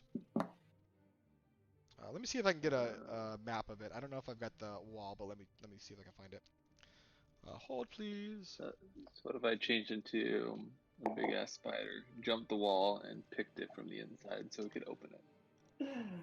Can you pick a different go-to creature than the spider? Well, that's the only one that I can go up in the air. All Yeah. the rest are like ground animals. I don't have any flying animals yet. Yeah, I think that's the only one you do have to climb. You like a hummingbird or something? I got a couple good ones that you'll love. Just wait, I've been storing them up for you. You actually have like an actual list of what you. Yeah. Can... Oh. Yeah, I love this. I can like add and like subtract what they want. Yeah, technically you can have as many in that list as possible, as long as it's a creature that you and I agree that you can use. Because if it's something like if it's technically a T-Rex can be in that list. If you've never seen a T-Rex, you can't change it to a T-Rex. You know what I mean? Oh, What about a Velociraptor? I have that on my list. I didn't know that was in one. It's tiny though. Let's see. Oh my god. We're gonna need a visual if you turn in that. Okay. I'm sure we can make that just a little. Okay, let me get this up for you. I'll remove it. I'm just getting the map pulled up so you guys can kind of see. Hunting Lodge. It's either that, or we try to go around, or swim. Potentially, how far? Is there water under us? Yeah, I mean, there's water under the bridge. It's a river. It's a moving river. It's not super fast at this particular spot, because it kind of is coming to its end into the woods. So it's not super fast moving, but there is water underneath you, and it's a pretty wide spot. It's probably like 25, 30 feet across. Like it's not a small river. It's not like a creek. It's a river. Okay. So one of my moves, I can create. Yeah, crick. I can destroy up to 10 gallons of water.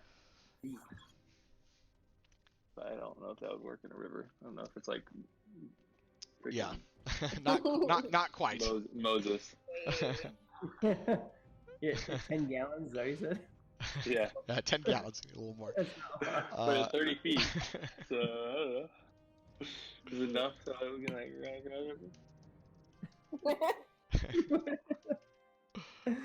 try to think outside the box without walking all the way around, dude. So you can see the map in front of you, and we can actually end combat here. This is essentially the lodge that you see. And we're all on the Seducius, left side. you were talking to Barthen mostly about this stuff. Roll a history check for me. Seducius.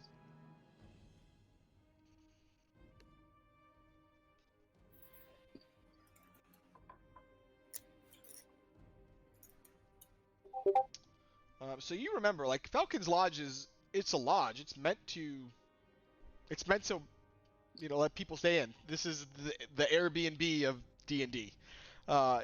It's not something that you would expect you'd have to, like, sneak into, unless that's what you want to do. But, like, if you're visitors and you don't mean trouble, you aren't expecting resistance here. You aren't expecting a fight.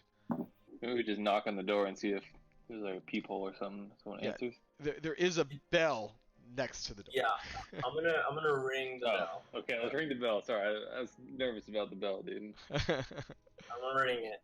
Can't be worse than the boar. So yeah, you ring the bell, and I need everyone to roll initiative. Oh.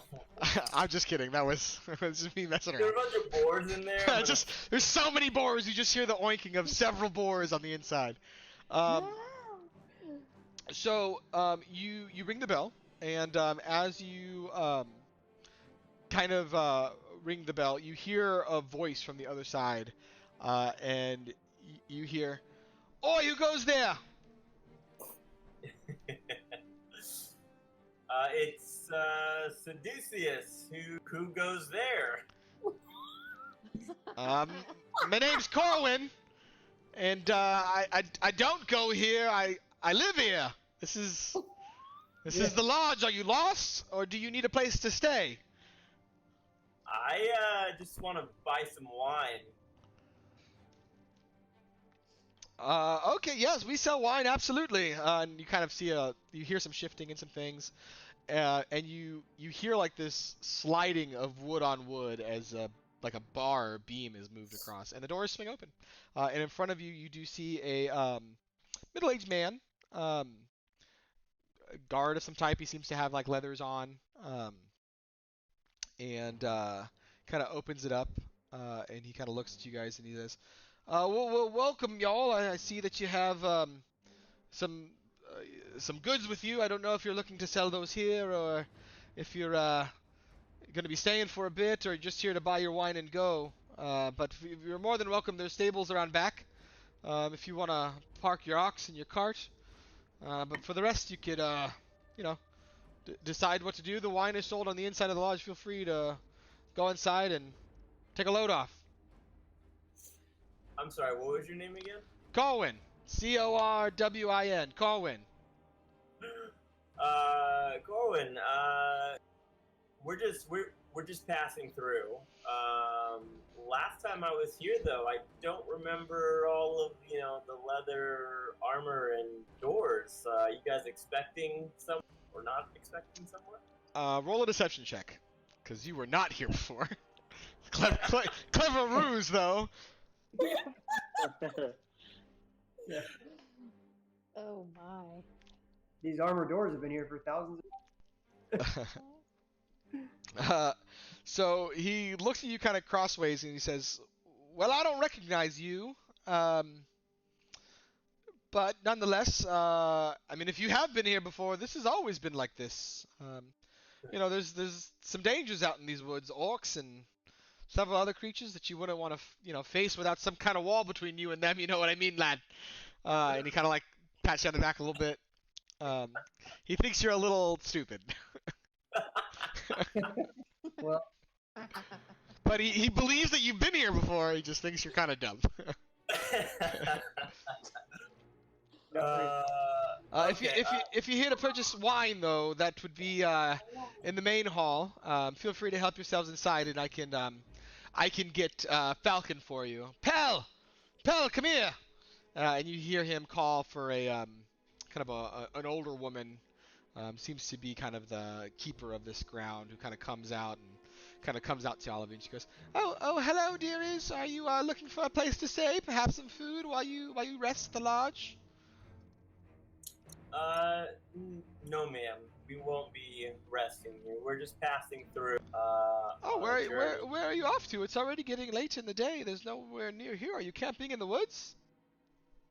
I don't know if we've actually decided where we're camping, but Well, I didn't mean to pry. I'm so sorry. No offense, of course. But you're more than welcome to sit and dine and enjoy the wine you purchase here for a bit. While you decide that, we're quite welcoming. You'll see. I appreciate your hospitality, ma'am. Tell you what, my friends and I will hang around while we buy our wine. If we decide to spend the night here, we'll come back and let you know. Of course. Me or Corwin, or even if you see Falcon, he's probably around these spots somewhere. Yeah, where is Falcon? We were sent here to grab some wine from him for a friend back in Fandolin. Oh yes, of course. Falcon makes some of the best wine. We distill it right here. It's quite good. I don't know where he is currently, but I'm certain I can find him. Or even if you just perhaps go inside, he might be resting. You know, he's kind of the boss around here, so we don't really keep him on a leash. All right, we'll go inside and take a look around. So you guys go inside this building. And again, you do see a few places. Corin has kind of like been taking Vincent, kind of walking him towards the stables. He's kind of taking care of him. You see him kind of grooming him off a little bit, taking off the wagon, kind of accoutrement and stuff, kind of getting them all set aside. And you kind of go into this building that you do see like 2 stories on. As you enter, kind of from the doorway that Pell showed you.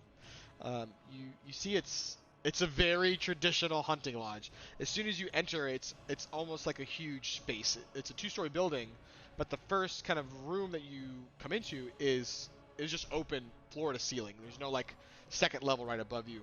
There are like walkways on the second level that kind of lead into other areas up top.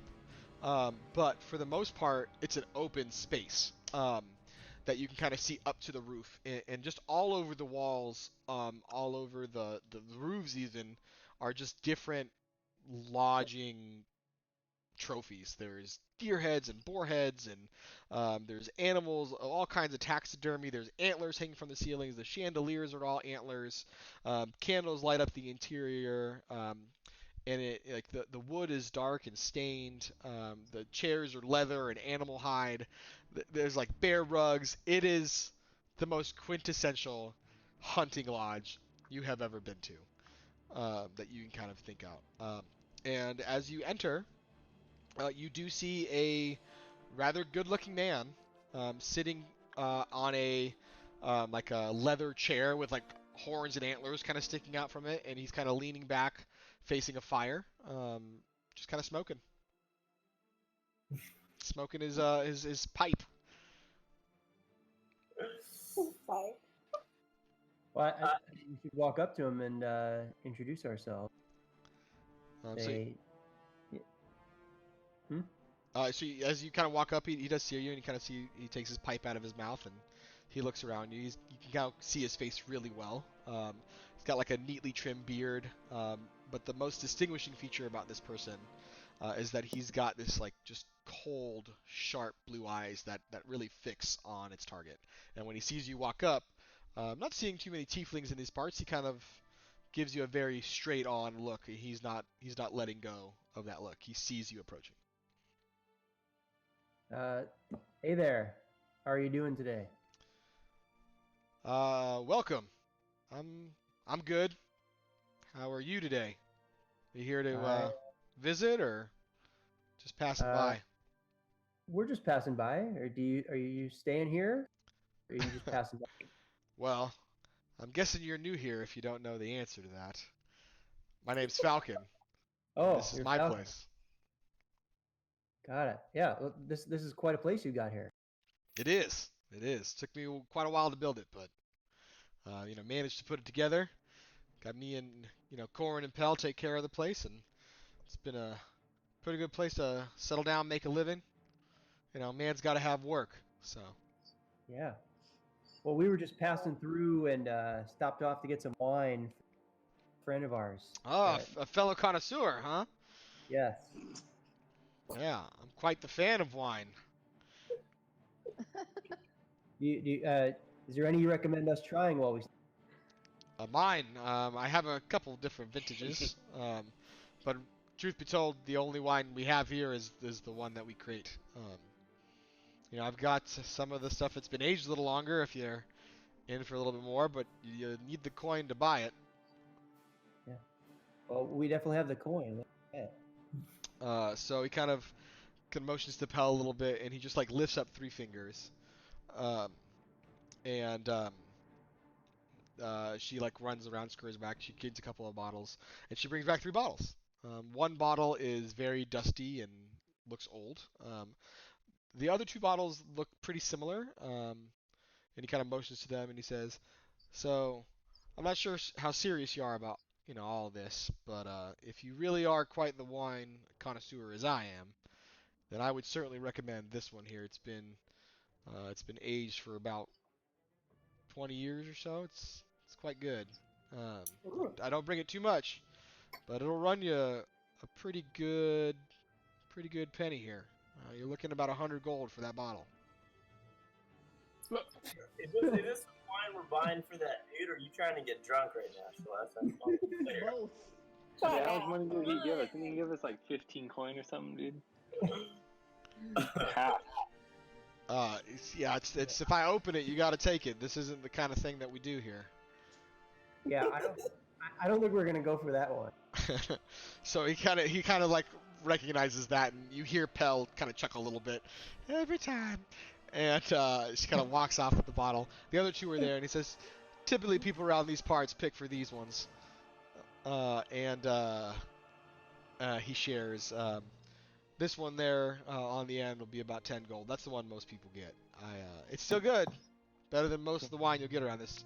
The piss they serve out in the cities ain't like this here. A lot of love goes into these ones. That one sounds fine for us. I think we'll take that bottle and. So he gives it to you.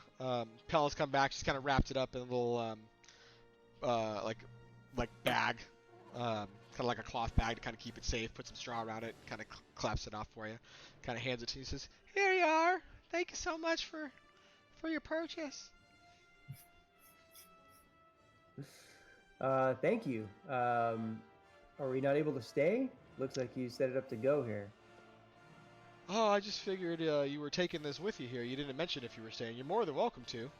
Yeah. I think we're gonna sit down and check this place out. Yeah, like I said, it's that's what it's for. It's a lodge to stay and rest while you're here in the woods. I usually take out tourists around these parts. They want to go for a hunt, go knock off a couple things in this area, and so I know these parts pretty well. But if you're staying, it's 10 gold a night. What do you guys want to do? Do you want to stay? What? We got a cart. Yeah, like is it getting late right now? Like where we should? It's like beyond midday, so like you still have another like 20, 30 miles to go before you're at the loggers camp. So you've got some time to go before you're there. Kind of sees you guys looking around. He kind of looks up. He says, "Listen, maybe I overestimated what you guys were planning on doing. But if you're not looking for a room, you can stay in some of the guest houses outside, and that'd be free of charge if you just need a safe place. I'd rather not have your blood on my hands sending you out to the woods because you couldn't afford the rooms. So I've got some space out there if you don't make noise and you keep to yourselves and you don't make trouble.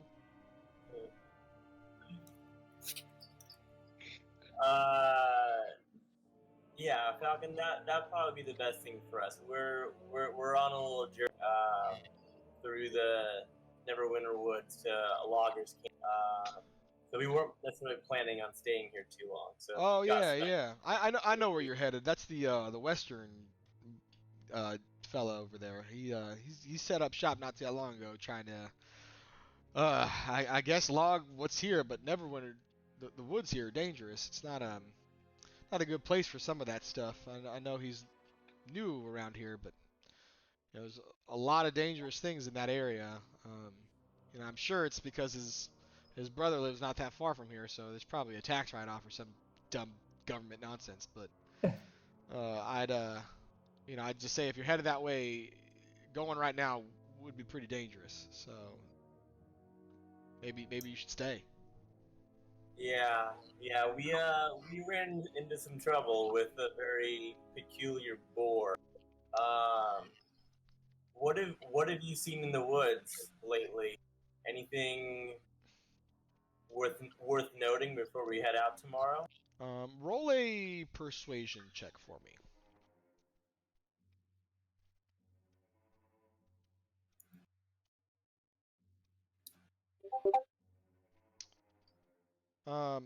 Kind of eyes you up and down, and he kind of looks around.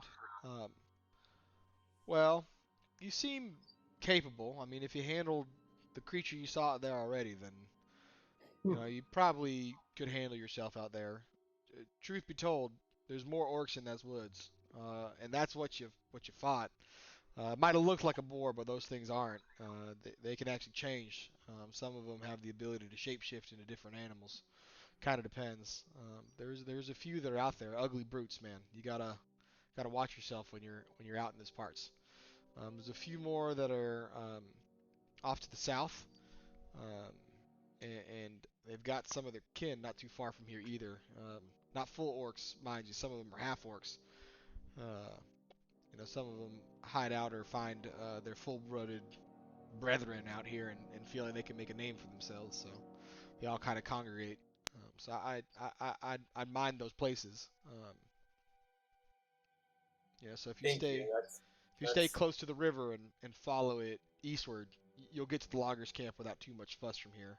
You go too far north or south, you're going to run into one of those challenges. I appreciate the heads up. You're welcome. I don't know. Do you guys want to ask me anything else?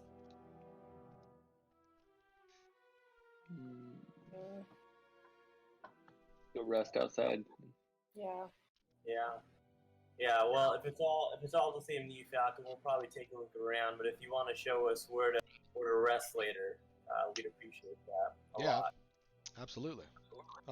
So he kind of motions for Pell again. He says, "Pell, need your hand with some." Pell comes back in. She kind of looks at you guys. She goes, "Oh, you will be staying after all. That's so excellent. Quite nice." And she like ushers you all, kind of walks you back outside of the lodge, and you kind of make your way. And she takes you outside of the lodge, kind of back towards where the stone gate is, and right next to where you entered is a kind of small series of rooms, kind of all attached. It's almost like a little apartment. In just so you see it, this area here. Kind of opens the door and you see that it's a bigger like communal space, basically a hostel, and there's a bunch of cots and beds inside of there, blankets. It's warm, it's cozy, there's a fire going, but it's not anything super nice or particularly like luxurious, but it'll do, and it'll keep you safe. You're inside the palisade still, so it's a safe place to be. Okay. I don't know. I mean, unless you guys wanted to look at anything in here, we can just take our How many bottles of wine do we get? Just one? What? How many bottles of wine do we buy? We only bought one for what's his name. You can buy another one if you want. Yeah. And so Sless, with that, I actually need you to remove 5 gold pieces, because I don't think we added the 5 originally that Barthen gave you. Oh yeah. Okay. Yeah. So just take off 5. And it's not super late in the day yet. It's getting there. It's probably like 4 o'clock, 5 o'clock. You got a few more hours before you would bed down and try to and get up in the morning. Do you guys want to discuss with each other what your game plan is for tomorrow, or any other conversations you guys want to start having?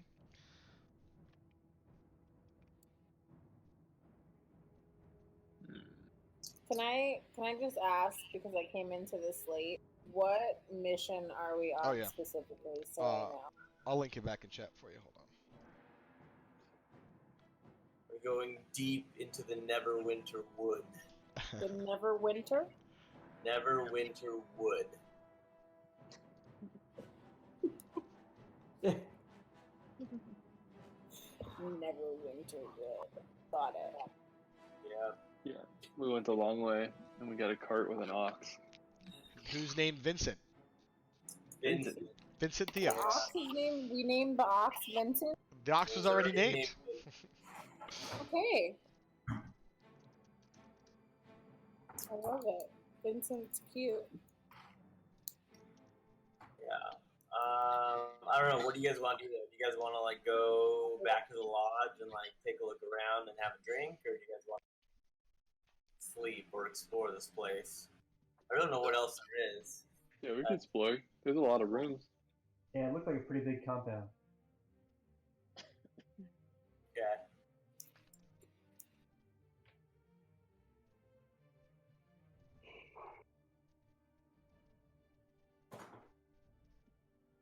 Where's our cart? So the stables are across the way from you, and you can still see it. This place so far seems like a legit, business place. The cart and the ox are in this area. Okay. I just hope nothing happens to our cart and our ox. Oh my god.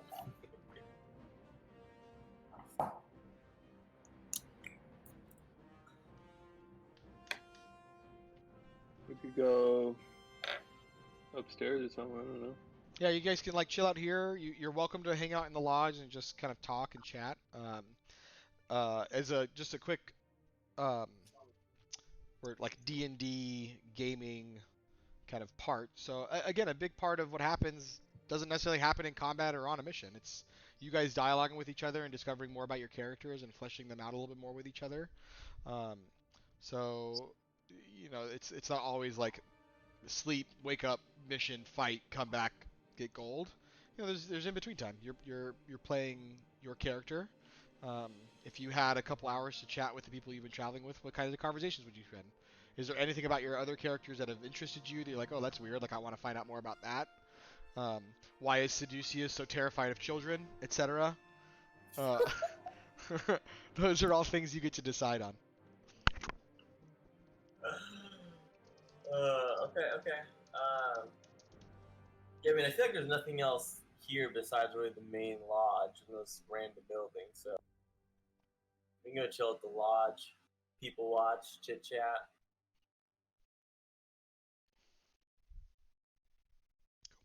So you walk into the lodge. You notice Falcon is no longer there. He seems to have gone somewhere else. Who is going to Seducius to chill and relax in the lodge? I'll go in there. We'll hang. Yeah, I think we all need a drink after that I war. agree. Let's do it. Yeah, Yeah. Spider Boy, come have a drink with me. So you enter back in, and you see Pell kind of return. And she says, "Oh, so was there anything else that you needed, dearies?"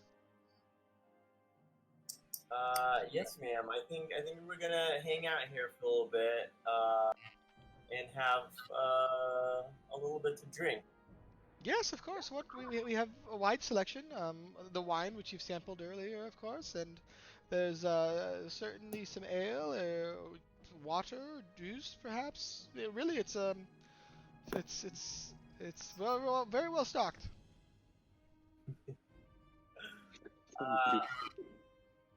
I'm gonna take a big glass of wine, my dear. Absolutely. please. Me too. Okay. Big one. Yeah, let's do a bottle. Let's do a bottle for the table. Okay. Oh, okay, all right. Probably Bottles need 2 bottles. There's a lot of us, but you know. I mean, I'll pay for a bottle for the table. better Alright, bring 3 bottles because uh, Flux is with us. So she kind of looks at you. She says, "2 bottles of the wine for guests is a little bit reduced. It'll be 12 gold pieces. 12 gold pieces? 12 I got gold 6 pieces. on it. Yeah, I got 6 on that. The ladies buying the drinks. All right. Yeah, interesting. All right. Hey, You got us next time. So she takes the money from you, and she gives you back the 2 bottles of wine and some cups to go around, and she says, "Please enjoy. If there's anything else that you need for the night, don't hesitate to just shout for Pell, okay?" And then she kind of walks off, and a little saunter heads back towards the kitchens. Dubious is already getting some ideas. Okay. Do I need to decrease my gold currency Yes. on my own? Or... Yeah, okay.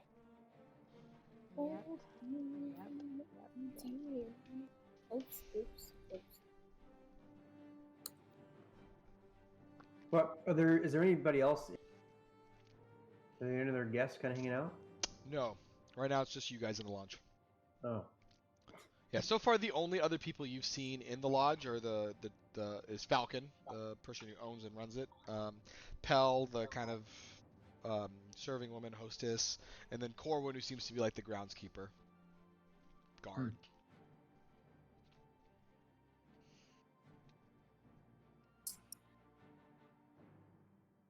all right. Let's pour our drinks here.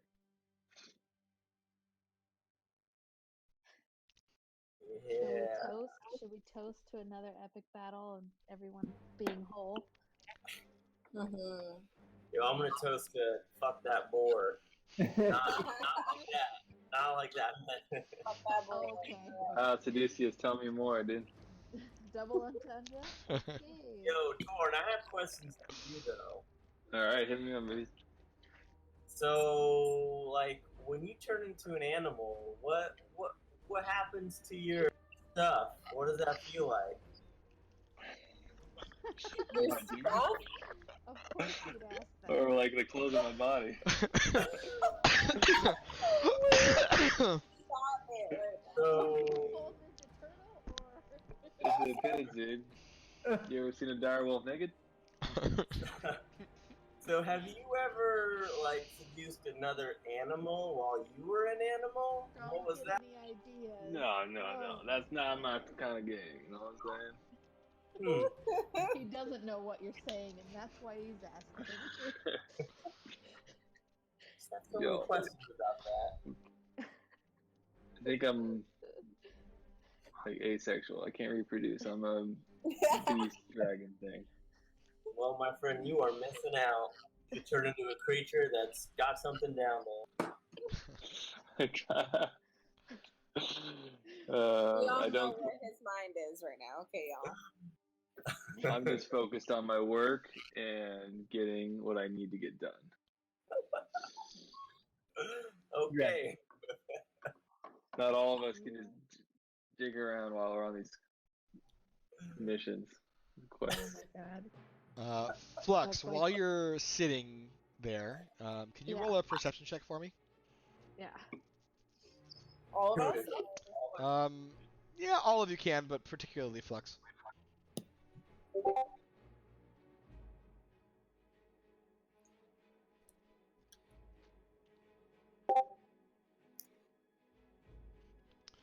Wait, Oh, I did the wrong one. persuasion or perception? Oh, I did the wrong one. Perception. Look at that.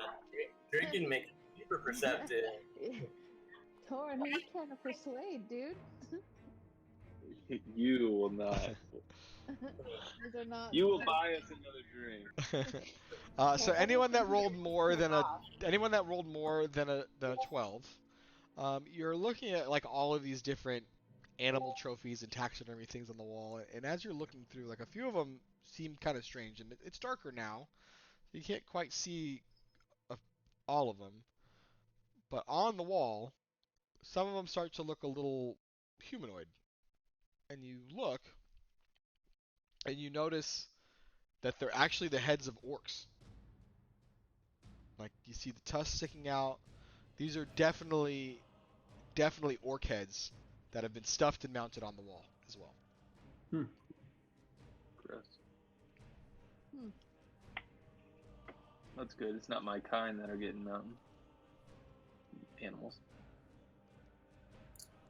Maybe we should try and find Falcon again. Looking at all these orc heads, maybe he can help us on our journey to the woods. Yeah. I think that's a good idea. Maybe just figure out where all these orchids came from. Yeah. Probably the woods. Well, yeah, but I want to know who killed all these orcs. exactly, that's what I mean. Falcon doesn't seem like much of a talker, so maybe Hell? maybe you can smooth him over a little bit with your persuasion. Yeah.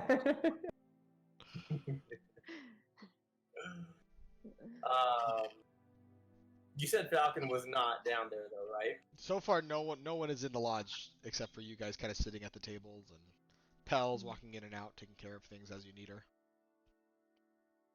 Yeah. What was that lady's name? Pell, Pell. Pell. Hell.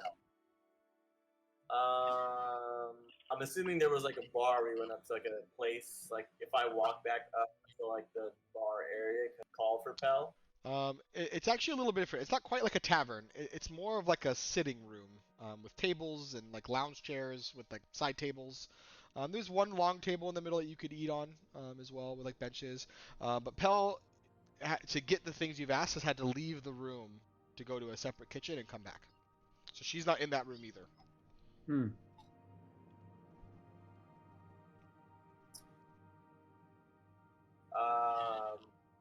Can I go like peek into that room that she went into just to kind of like call for her? Sure. So you get up, kind of walk over, push the door. It's like one of those little swinging doors. Yeah. And as you open it, like, you feel the heat of a kitchen that's kind of going, in fireplaces. And you kind of look in, and there's a working kitchen in that space. Stove, fire going, some places for storage. And you do see Pell kind of seated in a corner by one of the stoves, just reading, just kind of sitting by the door. She looks up and she goes, "Oh, hi, dearie. Was there something you need? You could just shout. You don't have to. So sorry to make you, get up and come find me." She kind of starts Oh, to get back up and walk towards you. I apologize, Pell. I didn't want to be rude and yell across the whole building. I was just looking at all those interesting pieces you have mounted in the tavern. Oh yes, well, Falcon can be a little braggadocious sometimes. He mounts the terrible things. We've warned him not to. It's certain to cause retaliation of some type, but Falcon's quite a confident man, as you could probably tell. Yeah, he seemed very interesting.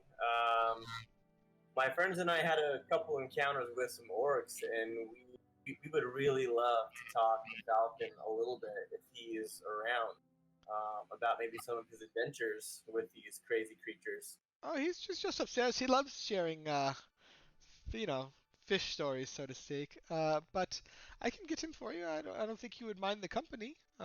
I'll say now he's unlikely to travel with you, though. He's not one to join along on a mission, I guess. Many have asked him before. I've never seen him go for that type of thing. Hmm. But I'm happy to get him for you. She kind of toddles Yeah, off. You see her go upstairs, and she kind of gives you, like, as she's going, like a push out of the kitchen. This is kind of her domain, and while she's polite, she doesn't quite seem to like people here. So you go back and sit in the lounge area of the lodge, as you wait. And not long after, you do hear boots coming down the stairs, and you see a very tall human now that you kind of get like the full look at him. He's 6'6" at least, really broad shoulders, just the incredibly intense stare. and a very neat trimmed beard with short trimmed hair. Um, as he's kind of coming down now, you notice he is wearing leathers and leather boots, leather armor. He's got like fur trimmed kind of pauldrons around his shoulders. He hasn't gotten ready for bed yet. Basically, he's still suited and booted, but he comes down the stairs and you see as he sits down at one of the tables near you, he does get a glass of wine brought to him from Pell, and he thanks her very kindly, and she goes off, and he doesn't say anything. He just sits there and drinks his wine around you. He's at the same table with us, or like Yes. across? No, he sat at the same table with you and just sat down silently, drinking, legs crossed, waiting for your conversation starter, I guess. I love it. I love it. I give a little like wink and like nudge to my lady friends over here, and I'm like, "Good evening, Falcon. Thanks for coming down and having a little bit of a drink with us." Well, if the company's good, I'll just about do anything. So.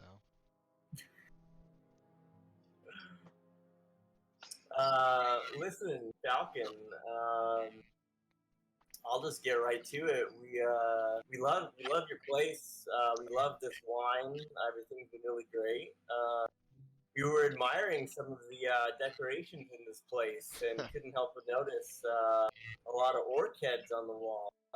And my friends and I have had a few encounters with some orcs, and we were just kind of curious as to where these heads came from.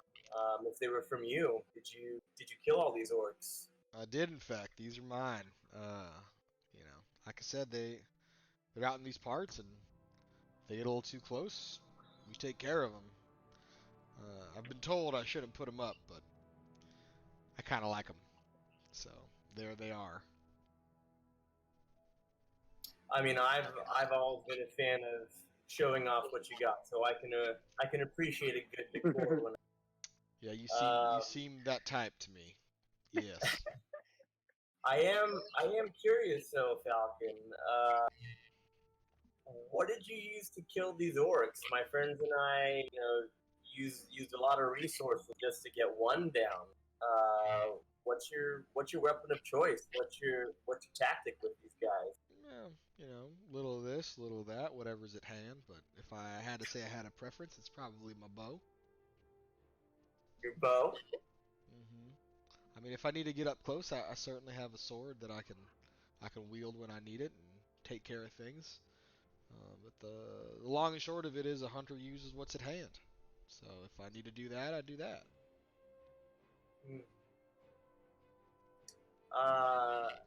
When was the last time you were out on a trip to acquire one of these? Do you actually go out there to specifically kill these, or you just kill them as you see them?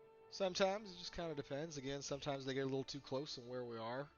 From what Corin's been telling me, a few of them have actually been amassing not too far from here. We probably need to go on another run or get some folks to go and do it for us here probably before too long.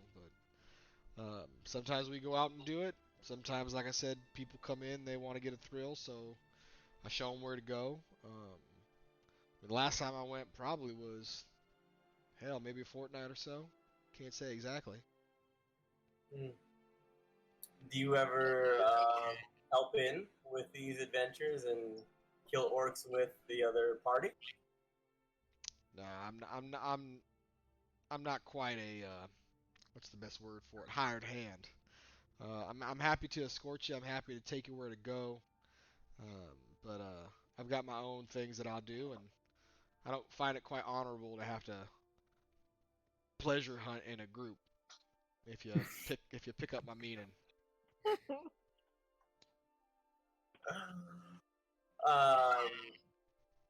I'm curious, Falcon. What would cause a person or a group to want to actively go seek out these orcs and kill them versus just avoiding them? I don't know. If it gets your rocks off, it gets your rocks off, I guess. I mean, I'm all about getting my rocks off, but I can think of about 10 different ways better than killing some orcs. You and me both, brother. I mean, are there any tips or anything you could maybe share with us to help us on our journey tomorrow in case we encounter some of these guys? Tips. I mean, the first one that comes to mind is if you see one, kill it. I mean, again, I think the smartest thing to do is if you feel like you can handle him and you're going after him, go to where you see him. My only worry right now is we're starting to see a little bit more collaboration between the orcs, the full-bred orcs, and the half-orcs. Orcs for the most part, while not mindless, like they just want to take a territory and take what they can get from it. Half-orcs have way more intelligence and in some cases maliciousness. They'll get strategy. They'll try something. My fear is I'm seeing them starting to work a little bit more together. That means bigger things are at play. If they start moving a little bit closer to this spot here, we're probably going to have to do something about it. Do something like what? Preemptive strike, perhaps. If we see them starting to take too much of a foothold too close to here, we'll probably go out and kill them, or I'll need to hire some people to go out and do that. Sound like the Tiger King. Yeah. It's going for Falcon. a more rugged version of Joe Exotic. The voice is kind of hitting me a little bit too. Could there be a more rugged version of Joe Exotic? Let's be real. There could. There really, really could. Kill orcs. Falcon, you seem pretty well armored here, and you're got a little bit of a fortress going on. But if I may be so bold to ask, have you ever been attacked at your compound by orcs? It's happened. It's not too common. Obviously, we can see we're pretty well fortified, so it's not like they're rushing in to try and take it. But it has happened. Sometimes a group of them get a little bold or desperate. You'll see them come over the ridge every now and then, but this is a pretty tough place to get into without the right resources. And so far, it's held pretty strong. He hits part of the chair next to him to kind of solidify that. Would you say that the guest houses in the back that we're staying at are just as protected? As long as you're within the palisade. I mean, safest place is probably the tower, but I don't want you worrying so much about that. Really, the likelihood of them staging an attack here now is not that likely. Well, What's that's up good in to the know. tower? What's that? What do you got going on up in the tower? I don't have anything going up on the tower. It's meant as a defensive position. It gets over the tree line, so if you need to see a little bit further out, you can. But it's not hiding some like magic treasure or anything. Fair. Well, it's accurate, so I don't really care if it's fair.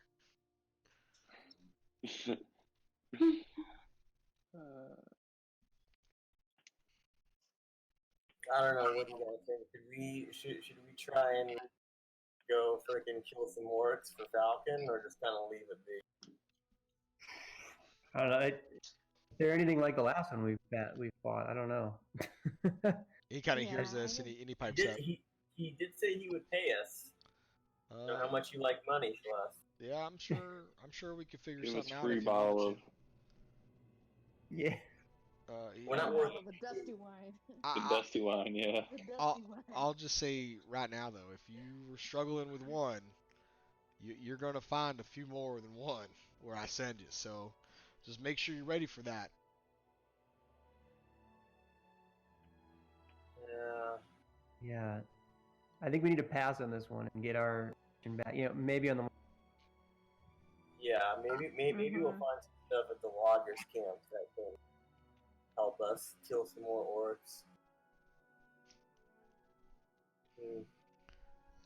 Yeah, that might be a good plan. Kind of looking at the conversation you're having right now, it's probably best if you maybe plan it out a little better. Yeah. Kind of looks at all of you, and he says, "Unless you." Before before we go looking for orcs, we'll definitely make sure to come back and consult with you about where you've seen them. Yeah, absolutely, happy to help. Hopefully, it doesn't get you killed. So, and he says, "With that, I guess if you don't have anything else for him, I'm gonna go enjoy the rest of my evening. I reckon you'll do the same." And he walks off and kind of goes back up the stairs.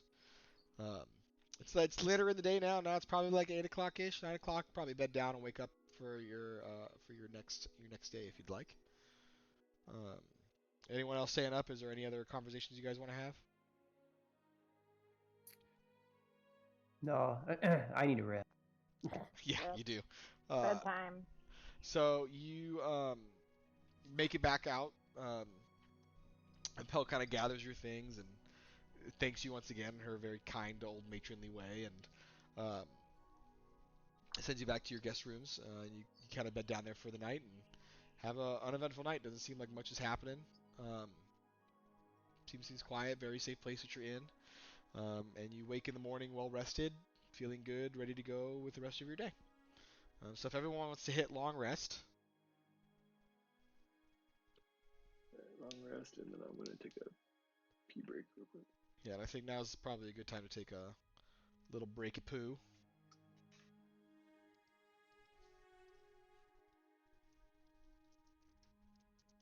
Like a real break?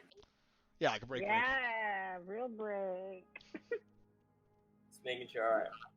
Yeah, Go I'll pee. be right back. Maybe. Do spiders pee? Yes, I out don't- of lots of they actually pee out of their eyes. yes. See, that's I had disgusting. to like register what you just said. All right. I'll be right back.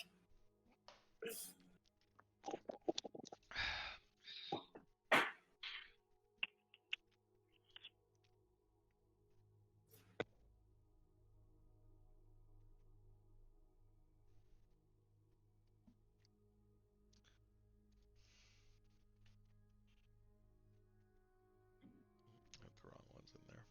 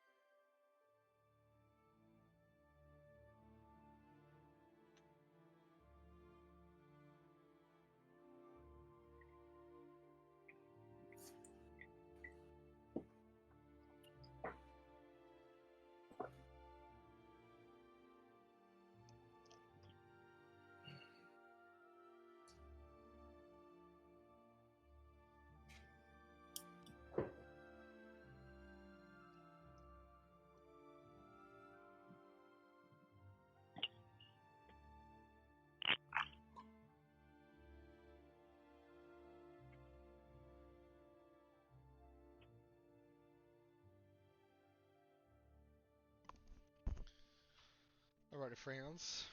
Jeremy should be back in a moment. Also, if any of you guys want to see past broadcasts, I do have them saved. Just so you know. What'd you say? If any of you want to watch like past broadcasts and watch yourself play D&D, I have That'd be funny. I have them on there. Are they Oh on my god. Twitch too? Do you have them posted? They're posted on Twitch, but I also have like the YouTube video as well.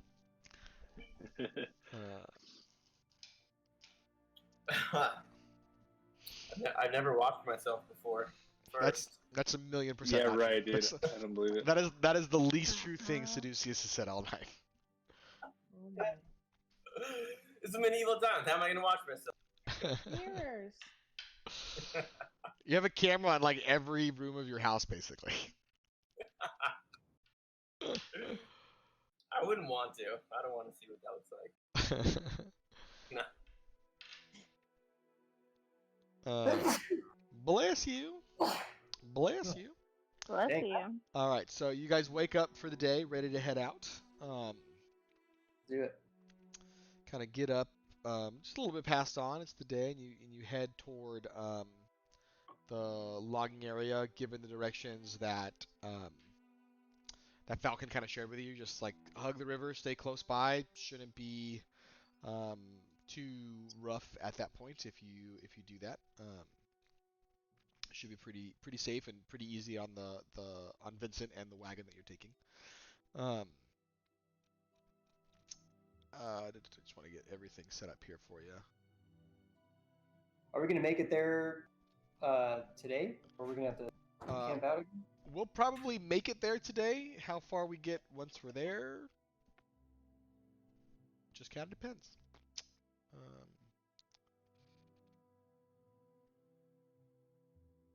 Okay. So you do start going, and as you're going through, you see as you're kind of hugging the river, the trees are much more spotty here. You do sometimes have to kind of cut into the woods to actually like stay on solid ground because the river kind of recedes and extends a little bit as you're kind of going through. Sometimes there's little drop-offs and stuff.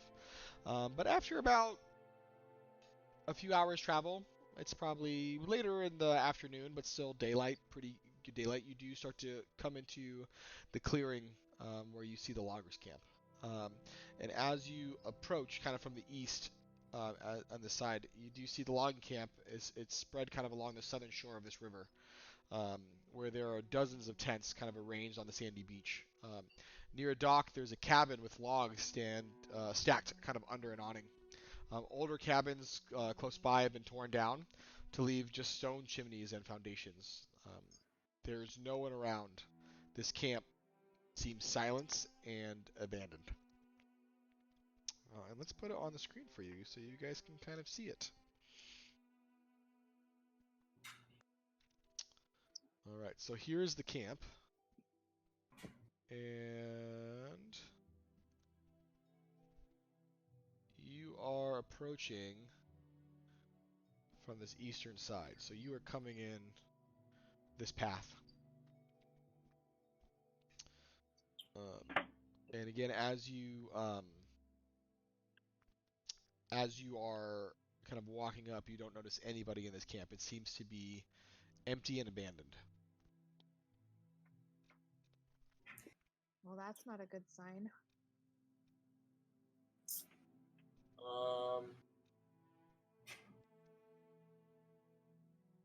I think definitely worrisome if Harbin's brother is not here. Maybe we should go towards that main building over there and just kind of poke around and see if maybe he's hiding in there, like Harbin likes to do, hide in his room. Like Maybe brother, like he half has brother. to be working or something. You never know. Harbin's probably playing D&D in his room all day. I don't know what he's doing, so. So you do start heading over in that area. I just need a marching order. Like, what order are you guys going in? Who's in front? Who's in back? Are you side by side? I'll go in front. Yeah, I'll be up there with you. Cool. I'll be behind you. So Celeste and. I'll bring up the caboose. Just gonna get a Yeah, little me too. Get you guys in there. So as you guys are kind of walking up through this camp, kind of looking around these tents that are in all manners of disarray. The fires have gone cold. You can see things have kind of been thrown around a little bit ramshackle. You start to notice the ground underneath you is trembling. And as you get closer to this, it bursts open. And as you kind of are stunned by this, you hear this like come out from that area. And out of this kind of shattered earth, erupted earth, you see several insectoid type creatures kind of pop out with like these huge crushing mandibles, start kind of moving in your direction violently, and I need everyone to roll initiative for me. Oh my It's like God. Starship Troopers, dude. I'm gonna puke on these things. You're gonna puke? Is that what you said? Yes, I'm gonna puke on them.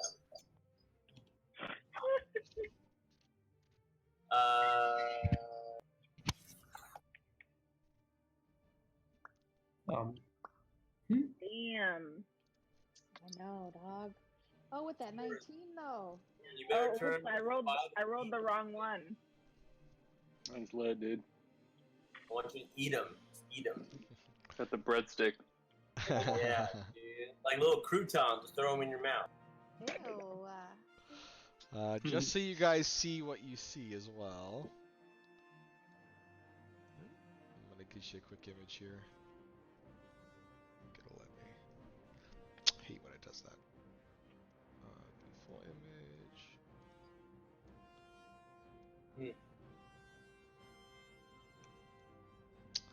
Did it save it? Maybe. Yeah, I chose to be up front too. Fuck. Yeah, I didn't stop you because it's your game, your decision. But normally your casters would not go in front of your tanks. Whoops. But these are the creatures that you see. Two of them pop out of the earth in front of you. Ew. Holy crap. It's like Hi. Starship And Troopers, though. There's How big- earth, Pretty gross. earth and debris flying everywhere. So let's see our initiative counts. Let's see what we got here. Starting with Flux got a 7. Yeah, I rolled like a 19 too. I'm gonna be first. I know. Seduceus got a Getting all lucky and shit. Seduceus got Hey, a quick. Karen can actually turn into one of those now. 19. He's probably not at the right challenge rating, but eventually he could. Yeah, that's the thing. He's gonna try to mate with it. Yo, okay, I want to see that happen. I know. Oh See, my see, God. Look, Why do you want to watch? That's the weird part. Yeah. why wouldn't he want to watch? Let's be real. Mrs. Helger. Oh boy. She bears a striking resemblance to Helen. Oh, Okay, Seduceus, though, it is your turn first. You see these creatures. They are actually much closer than this, though. Let me fix them. And they are quite a bit larger than you. These things are huge. Jesus.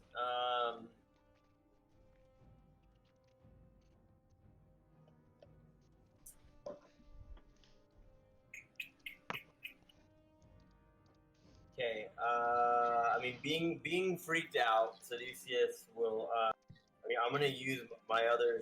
I'll use another second level spell. So. Okay.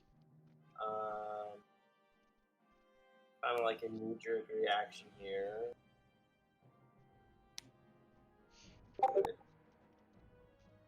Oh, what? Oh, when I use one, does it take both slots? No, it just hasn't reset from your long rest, so you can cast it. Your long rest got it back for you. I think it's. Let me see what it was. I had the shortcut brought up. Hold on one second. Sorry. Type in. Where's my cheat sheet? Burp, burp, burp, burp, burp, burp, burp. Let me see if I can find it for you. Spell slots. Exclamation point long rest. I mean, we could try it. It might actually do that. But do exclamation point get _slots_max. I know. Hold on, I'll write it. Get Slots underscore what? max. See if that does it. It's copyrighted. Don't know if that will work. I didn't see it do anything, so maybe not. Greg, he just wanted to see if you would type in whatever he said.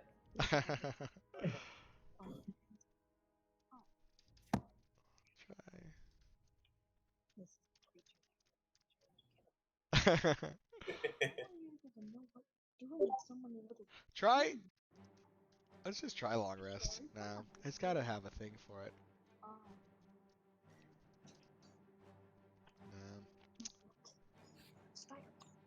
No. It should be that. I'm pretty sure it should be that. That's alright. I'll roll it for you. What did you want to cast? Shatter. Okay. So it's going to be a 10-foot radius. Where do you want to put that sphere? Yeah, like I want to put it like right in between them, so hopefully it hits both. So kind of like literally right in between where they're standing. Yeah, you could do that. And they first one fails, second one rolled the exact same, so they both do fail, so they'll take it. So go ahead and do exclamation point roll 3d6. Space 3d6, right? Yep. Yeah, get it. Cool. So yeah, they'll both take 14 points of damage. You notice as you kind of sing your tunes out of your lute with you, this just piercing noise of breaking glass sets right in front of you, and it really harms these things. They are like suffering. They can't really grasp their ears with their tiny little mandibles, but they're not feeling good. They're not a fan. Zendri, though, that brings us to your turn. What would you like to do? If I were to do the second level inflict wounds, Sure. is that a waste of my time? No, it's like inflict wounds does a shit ton of damage. Yeah. You need to be in touch range, so you just need to move up. Okay, so I'd like to move up. So go ahead and hit exclamation point cast space inflict wounds. Are you trying to do it at second level? Yeah. Before you do that, because I still haven't figured out how to do level spells on this yet, let me just go to your character sheet.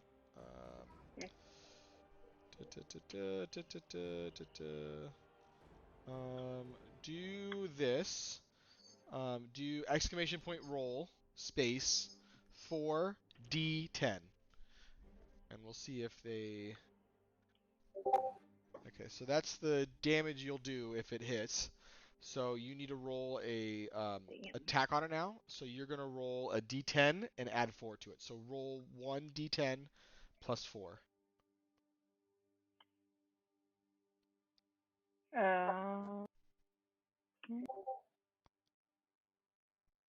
Oh, sorry, I told that I did that to you wrong. Roll 1d20 plus 4.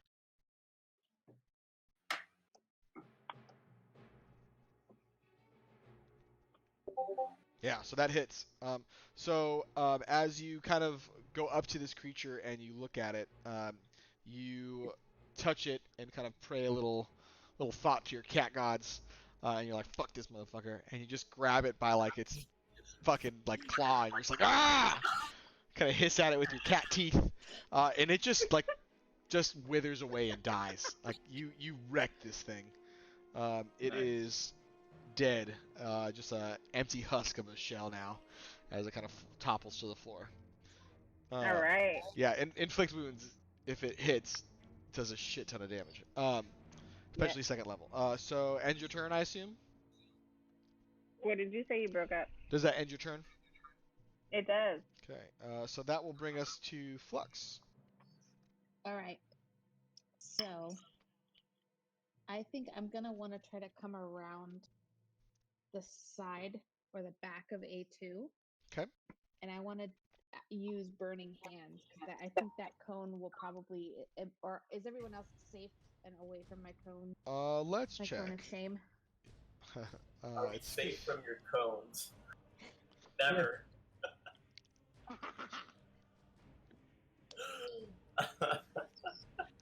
15 feet. Yeah, would just miss Okay. your compatriots there. Yes. All right. So step back from my my cones of shame.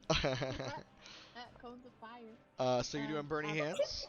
I'm casting that motherfucker. Yeah, let's do it. Alrighty. So if you could, I'll roll the dex save. If you want to just roll damage for me, are you doing first level, second level? Second level. Yeah. Yeah. Okay. So that's if you could roll 3d6 for me.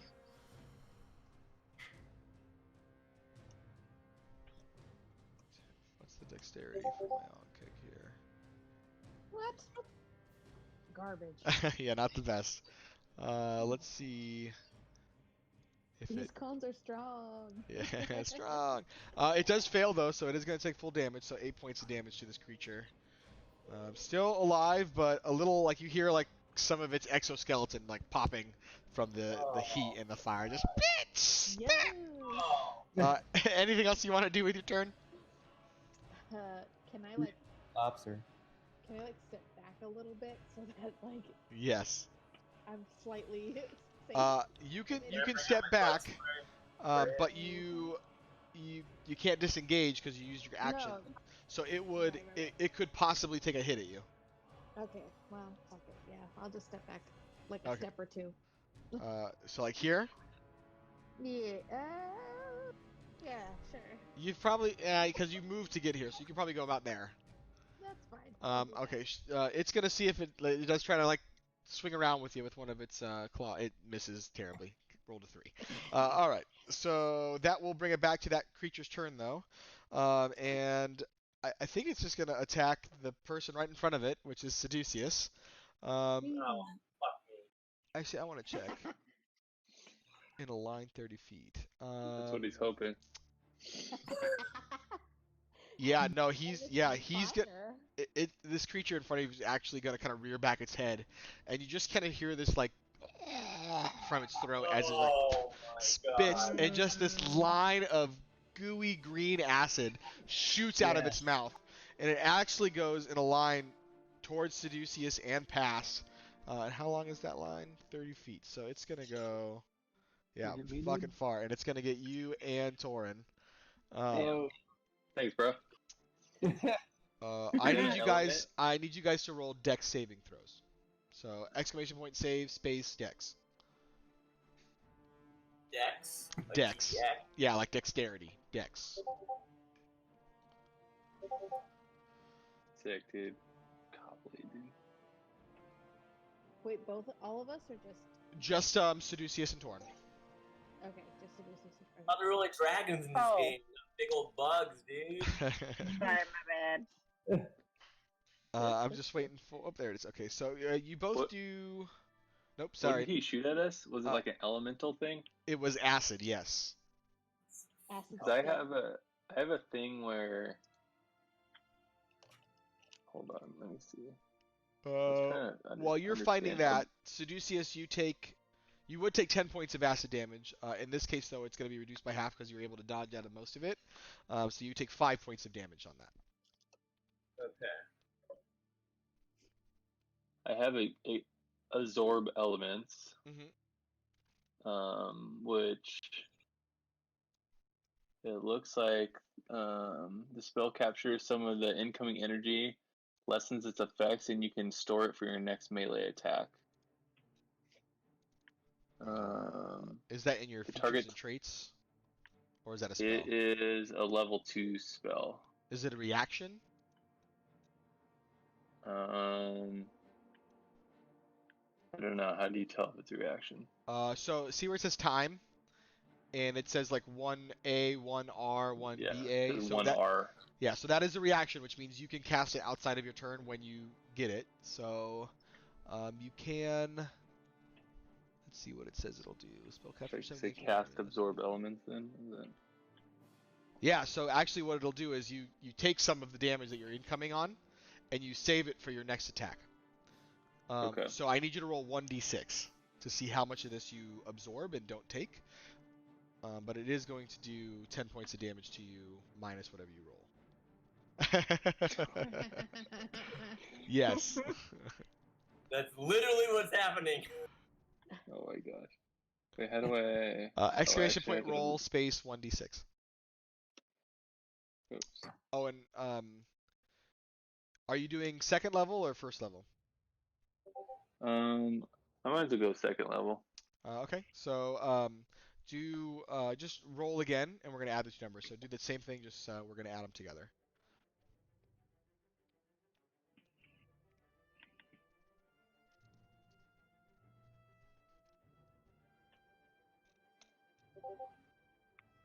Cool. So out of 10 points of damage, you actually lessen it by 7, so you only take 3. And just remember, your next attack will have 7 points of acid damage as well. Okay. Cool. Nice call though. Good way to look at your spell list. Been waiting to use that one. So that will now give us to Sless. It is your turn, sir. Oh man. I need to make sure I'm not going to damage them too. Yeah, you can move around a bit. Like, remember, you can kind of position yourself where you want to be. Yeah. Well, I'm going to do a little ice knife action. Yeah, that should work. I just want to check. 5 feet. Yeah. So. Yeah, that if you do ice knife on that, because it's so big, I don't think it will hit any of the other characters. Yeah. Yeah, I think you should be okay. Well, I'm gonna do. I'm gonna do a first level ice knife. Okay. So go ahead and cast it for me, or. Yep.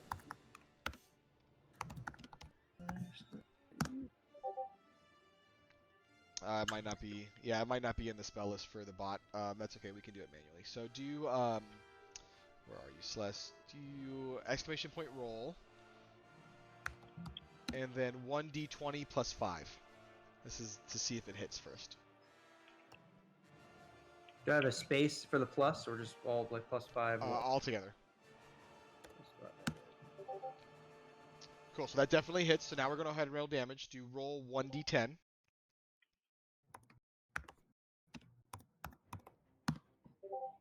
Cool. So it takes 4 points of damage, and now as that knife kind of sinks into its exoskeleton, it bursts open and sends icicle shrapnels everywhere. Let's see if it takes more damage from that. So I roll that one. It's got to beat a 13. It fails. So I need you to roll 2d6 now on top of what you got before. So yeah, nice. 9 points of damage total to this thing as it's really starting to stagger and not feeling very good. Anything else on your turn, Sless? Yeah, I do. Well, no, he doesn't have to attack for a while. No, I'm good. Cool. So that'll bring us to Torin now. It's your turn. Alright, I am going to move a little closer, maybe on like the top side or like the right side of him. You want to be like here? Yeah, something like that.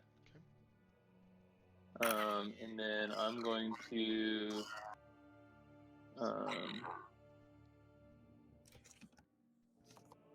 use my scimitar to attack him because it has extra damage.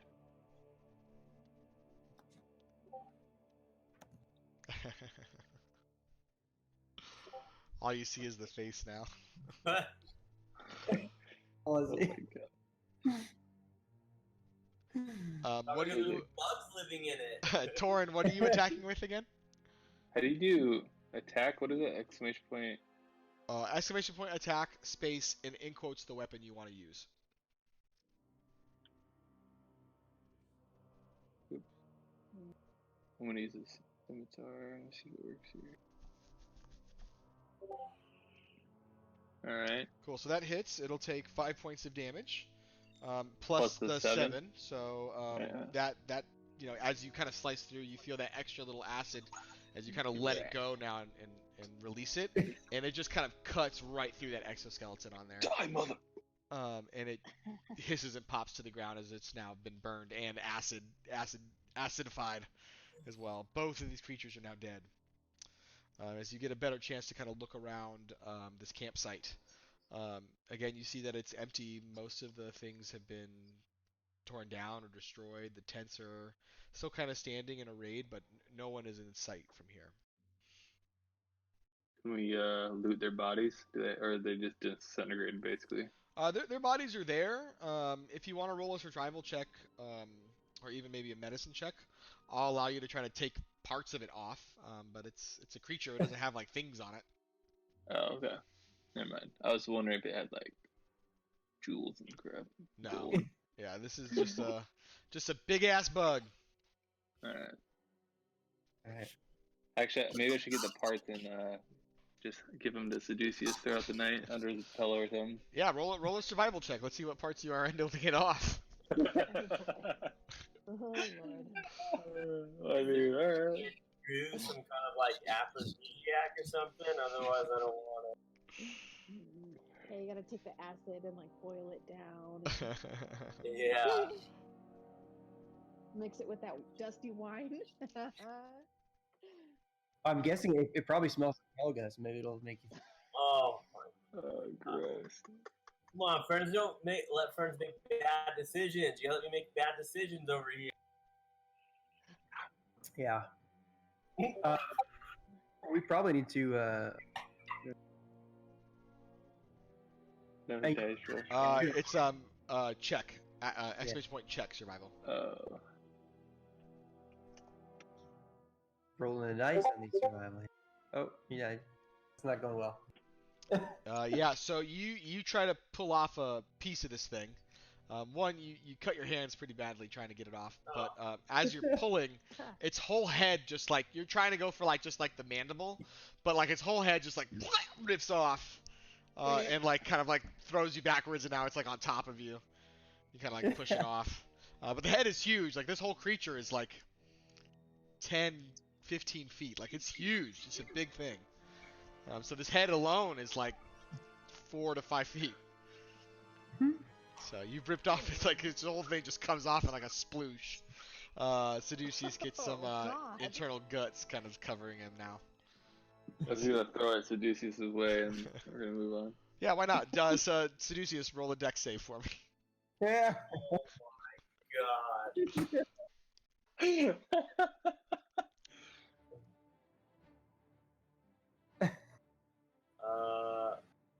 Wait, what do I type? It's a save, so exclamation point save space dex. Okay. Yeah.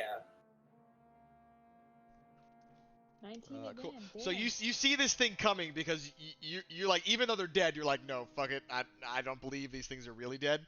And so you see this whole grisly scene occur, and like he chucks it in your direction, and you're like, fuck no, and you get out of the way.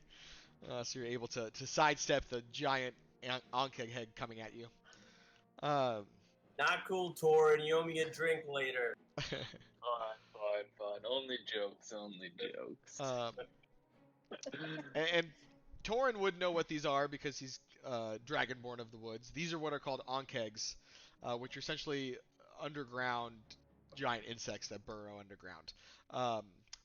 Do me a favor though, and roll a nature check for me, Torin.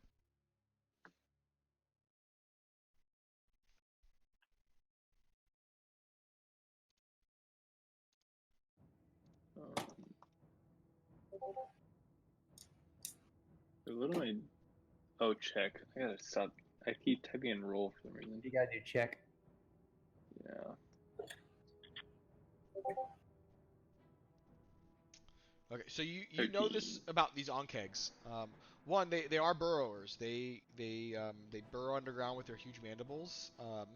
But they can live off of the nutrients in the soil, but they still need meat. So they're hunters. They will go out. So they do have a tendency to just kind of burst forth and try to trap prey as they sense it. One thing that you do know about these creatures is they are very rarely alone. So you assume that there are more in this area, and there's likely an underground network of tunnels that they're using. Now you're just riffing off this on purpose for me. I know it. I know it. It's not in the script. Pause. It is. Directly from D&D, from D&D Beyond's website. Since he rolled enough. Damn. You got served. So no riff.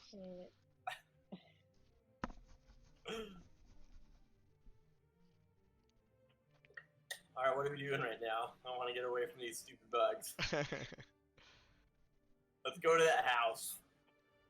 So you do, in front of you, just to kind of set the scene a little bit more, you do see a couple of other campsites. There's another kind of abandoned tent area up to the north of you, closer to the river.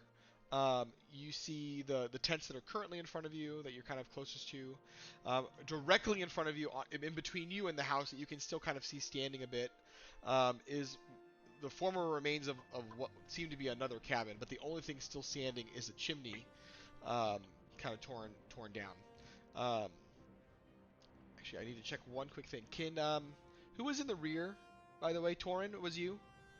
Yeah. Can you roll an animal handling check for me? For what? An animal handling check.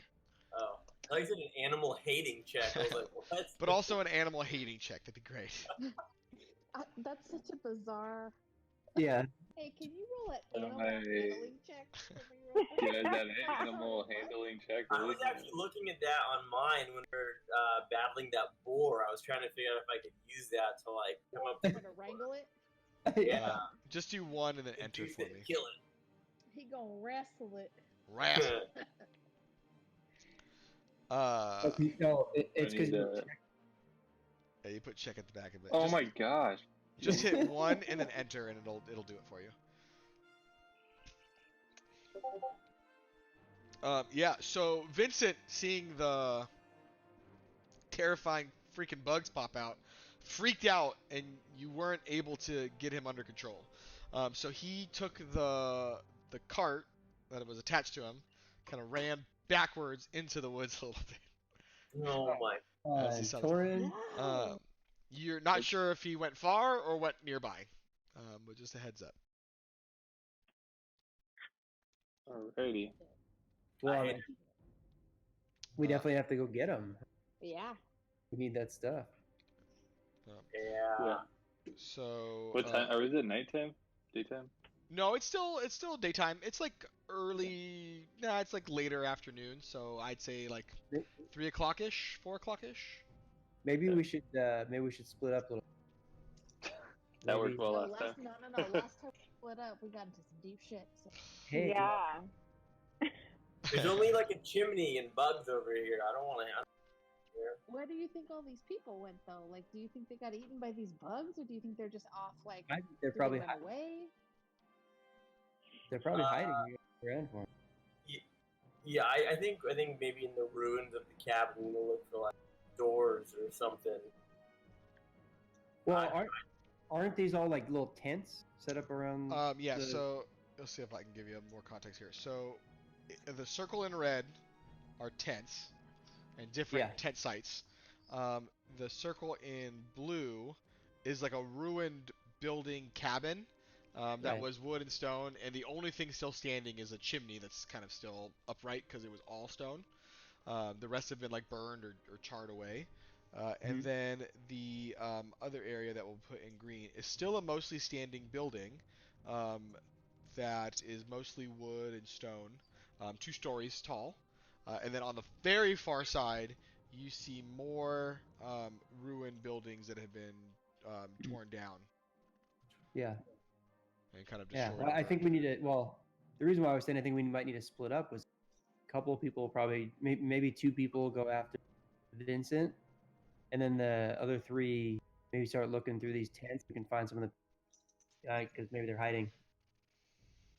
Yeah, I also think maybe one person needs to keep watch just in case something tries to attack or someone tries to come back to the campsite. I don't know. Let me tell you why I don't like that idea.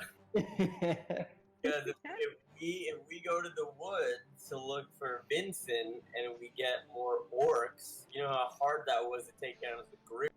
It's only like half of us were gonna die. And same thing with these bugs. If there's only like 2 of us here and those bugs come, like it's gonna be a shit show.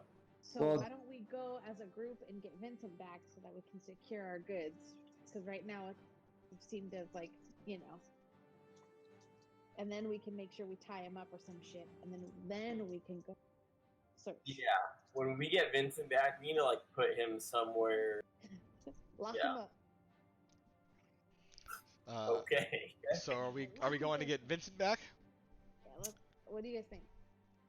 I Yeah, agree. we I need think to we get can Vincent too. back. Yeah, let's go get We him. should get Vincent back. Okay, That's so the whole point that we're here. is Kind to of start go heading in get the our direction goods. that Vincent ran off in. Who's leading the pack on this? Sound like Seducius or?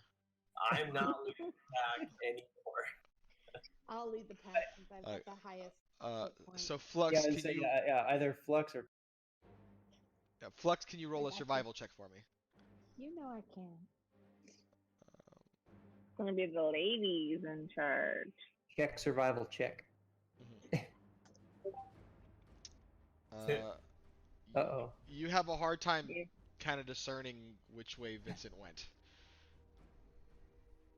The tracks are all over the place, and Torin, can't you just sniff Vincent out? Anybody got like animal telekinesis? Yeah. He's right here.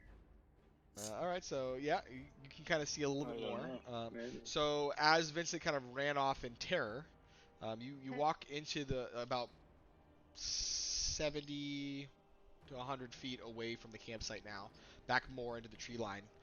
You can see the cart. The cart must have hit a tree with Vincent or something because it broke off. You can see the kind of holders, whatever those are called, have snapped, and the whole cart is kind of Oh.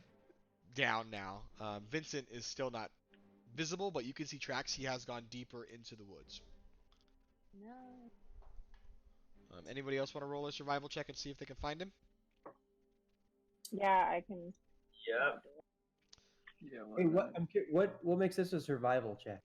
So survival is about your ability to survive out in the woods on your own, to be able to hunt for food, which would mean tracking prey. In this case, trying to find the tracks of this ox running in. Okay.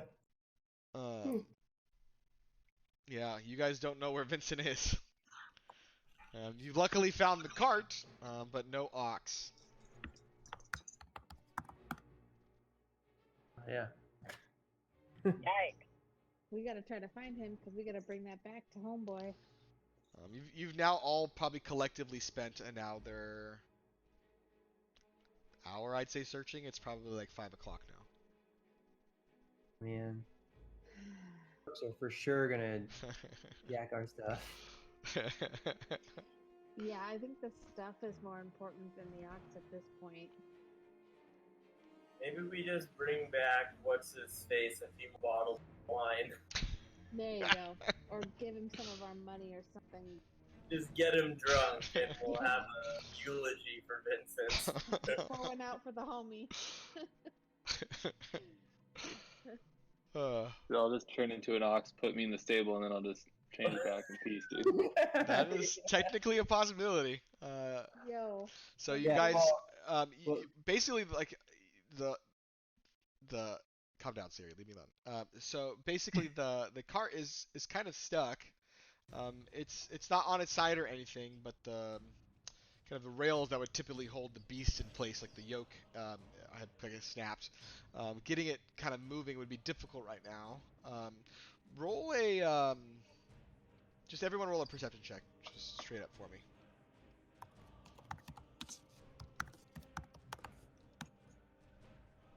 Ugh. I have to say the app on the phone is more generous than Discord. Say that the app on the phone is better, do you think? Yeah, it's much more generous. We're rolling the Oh, D20. generous, sure. Yeah. We're rolling natural. Generous. Yeah, you're not wrong. Seducius and Flux. This area seems, I mean, other than like going into the camp, but for the most part, it does seem relatively safe. There doesn't seem to be a lot going on in this space, and you get the sense that creatures have been avoiding this camp for whatever reason. So while it's not ideal, it's still a good ways off. You do feel like the the goods for the most part are secure and in a relatively safe area. Okay. Okay. Can we If not have maybe- Torin turn into something big and just kind of drag it over here? If he wants to. He just has to use one of his wild shapes for the day. Torin, how many wild shapes do you get every day? That we reset. Yeah, you get 2. So if you use one Okay. for this, you'd get 1 more. Yeah. I'm just concerned, like, it's gonna get out of like visual for us, and all of a sudden we're gonna go back to it like the next day or something. Be gone. We looted. Yeah. Wait, So what are you asking me right now? I'm wondering, like, what's the biggest thing you can turn into to potentially get that? I could Like, I could turn into a giant spider. No, I'm joking. I mean, I can. I could be like a tiger, is a big one, or like a dire wolf. You could Those are turn my into a biggest horse. ones. Like you could turn into a Or big a draft horse. horse. but aren't the arms for Oh, the yeah. cart broken off? Hmm. So we couldn't technically, and do we have the necessary supplies to like attach it to him? You I could mean, try shit. and. If you're the spider, you can just web it up.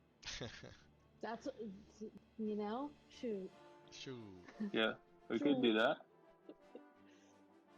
What about an elk, dude? Baboon? Yeah, an elk could With pull your it. horns, Um, your antlers, just like Oh, Big yes. Rudolph, dude? bucket. I don't see a horse on here. it's war horse in this case. Oh, war horse. Oh, yeah, I gotta load more. Mhm. I could turn into a panther, dude? Yeah. Pretty much anything I think CR half is what you get right now. And there's some big ones in there, so.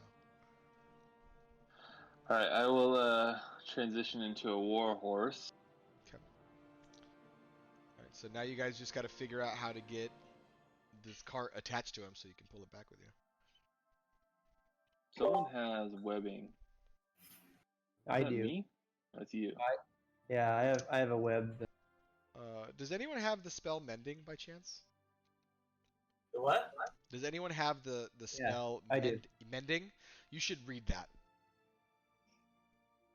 Oh yeah, this spell repairs a single break or tear in an object you touch, such as a broken chain link, 2 halves of a broken key, torn cloak, or a leaking wineskin. It's useful.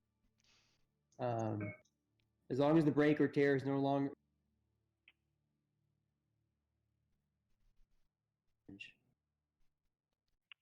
So you could use mending to fix this thing. Okay. Yeah. Okay. You So do that. pretty easily, you cast mending. You're able to find the broken bits and kind of put them together. And you touch both sides of it, and it does fix. It looks perfect. Good as new. Nice. So you reattach it to Torin's warhorse form, and he is now pulling a cart behind him. Perfect. This also means if we don't find Vincent, that pull it all the way back to. Well, we'll see. We'll see if that works out. Yeah.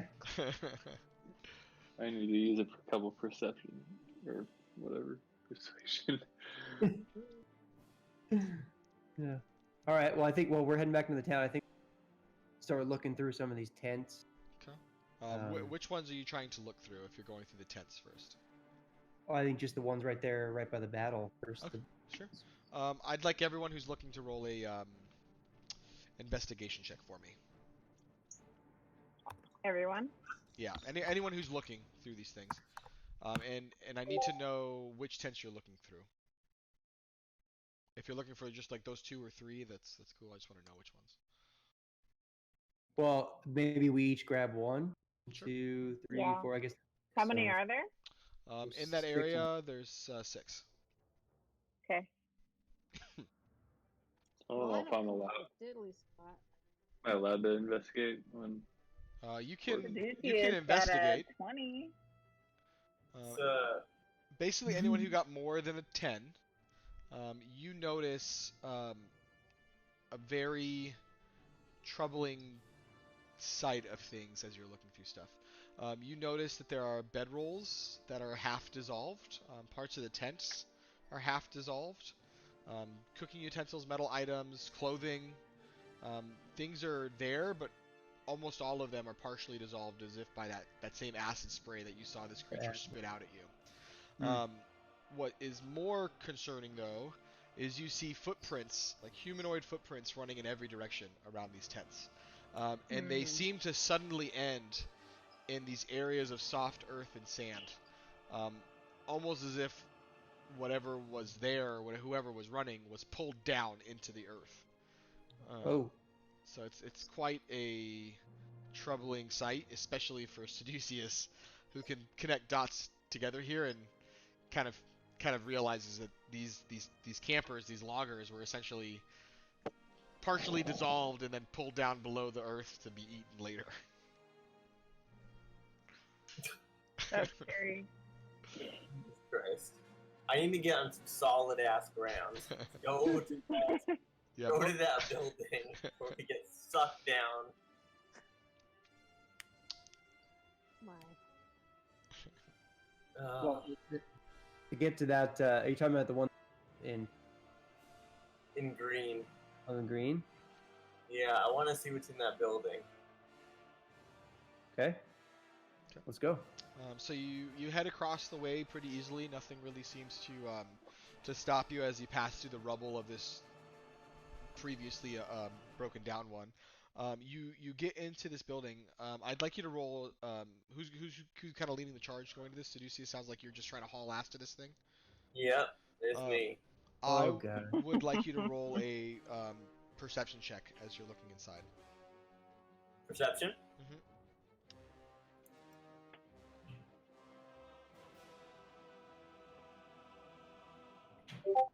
Wow. So you look inside this building, and I spoke earlier, actually. It is a single-story building, sorry. It's just split into kind of two areas. You can kind of see a little bit into it, kind of as you're very, very, very cautiously trying to, like, look in, and you're still super freaked out, so it's hard for you to make out things. But you can see, like, equipment in there. There's leather harnesses and straps and things. It looks like this area is split up into two areas. There's a door all the way kind of to the northern side that's blocked off. You can't see anything in there. And then just an open space in front of you that just has like mining equipment, logging equipment, tools, desks, tables. Things are turned around. But nothing else inside of this building.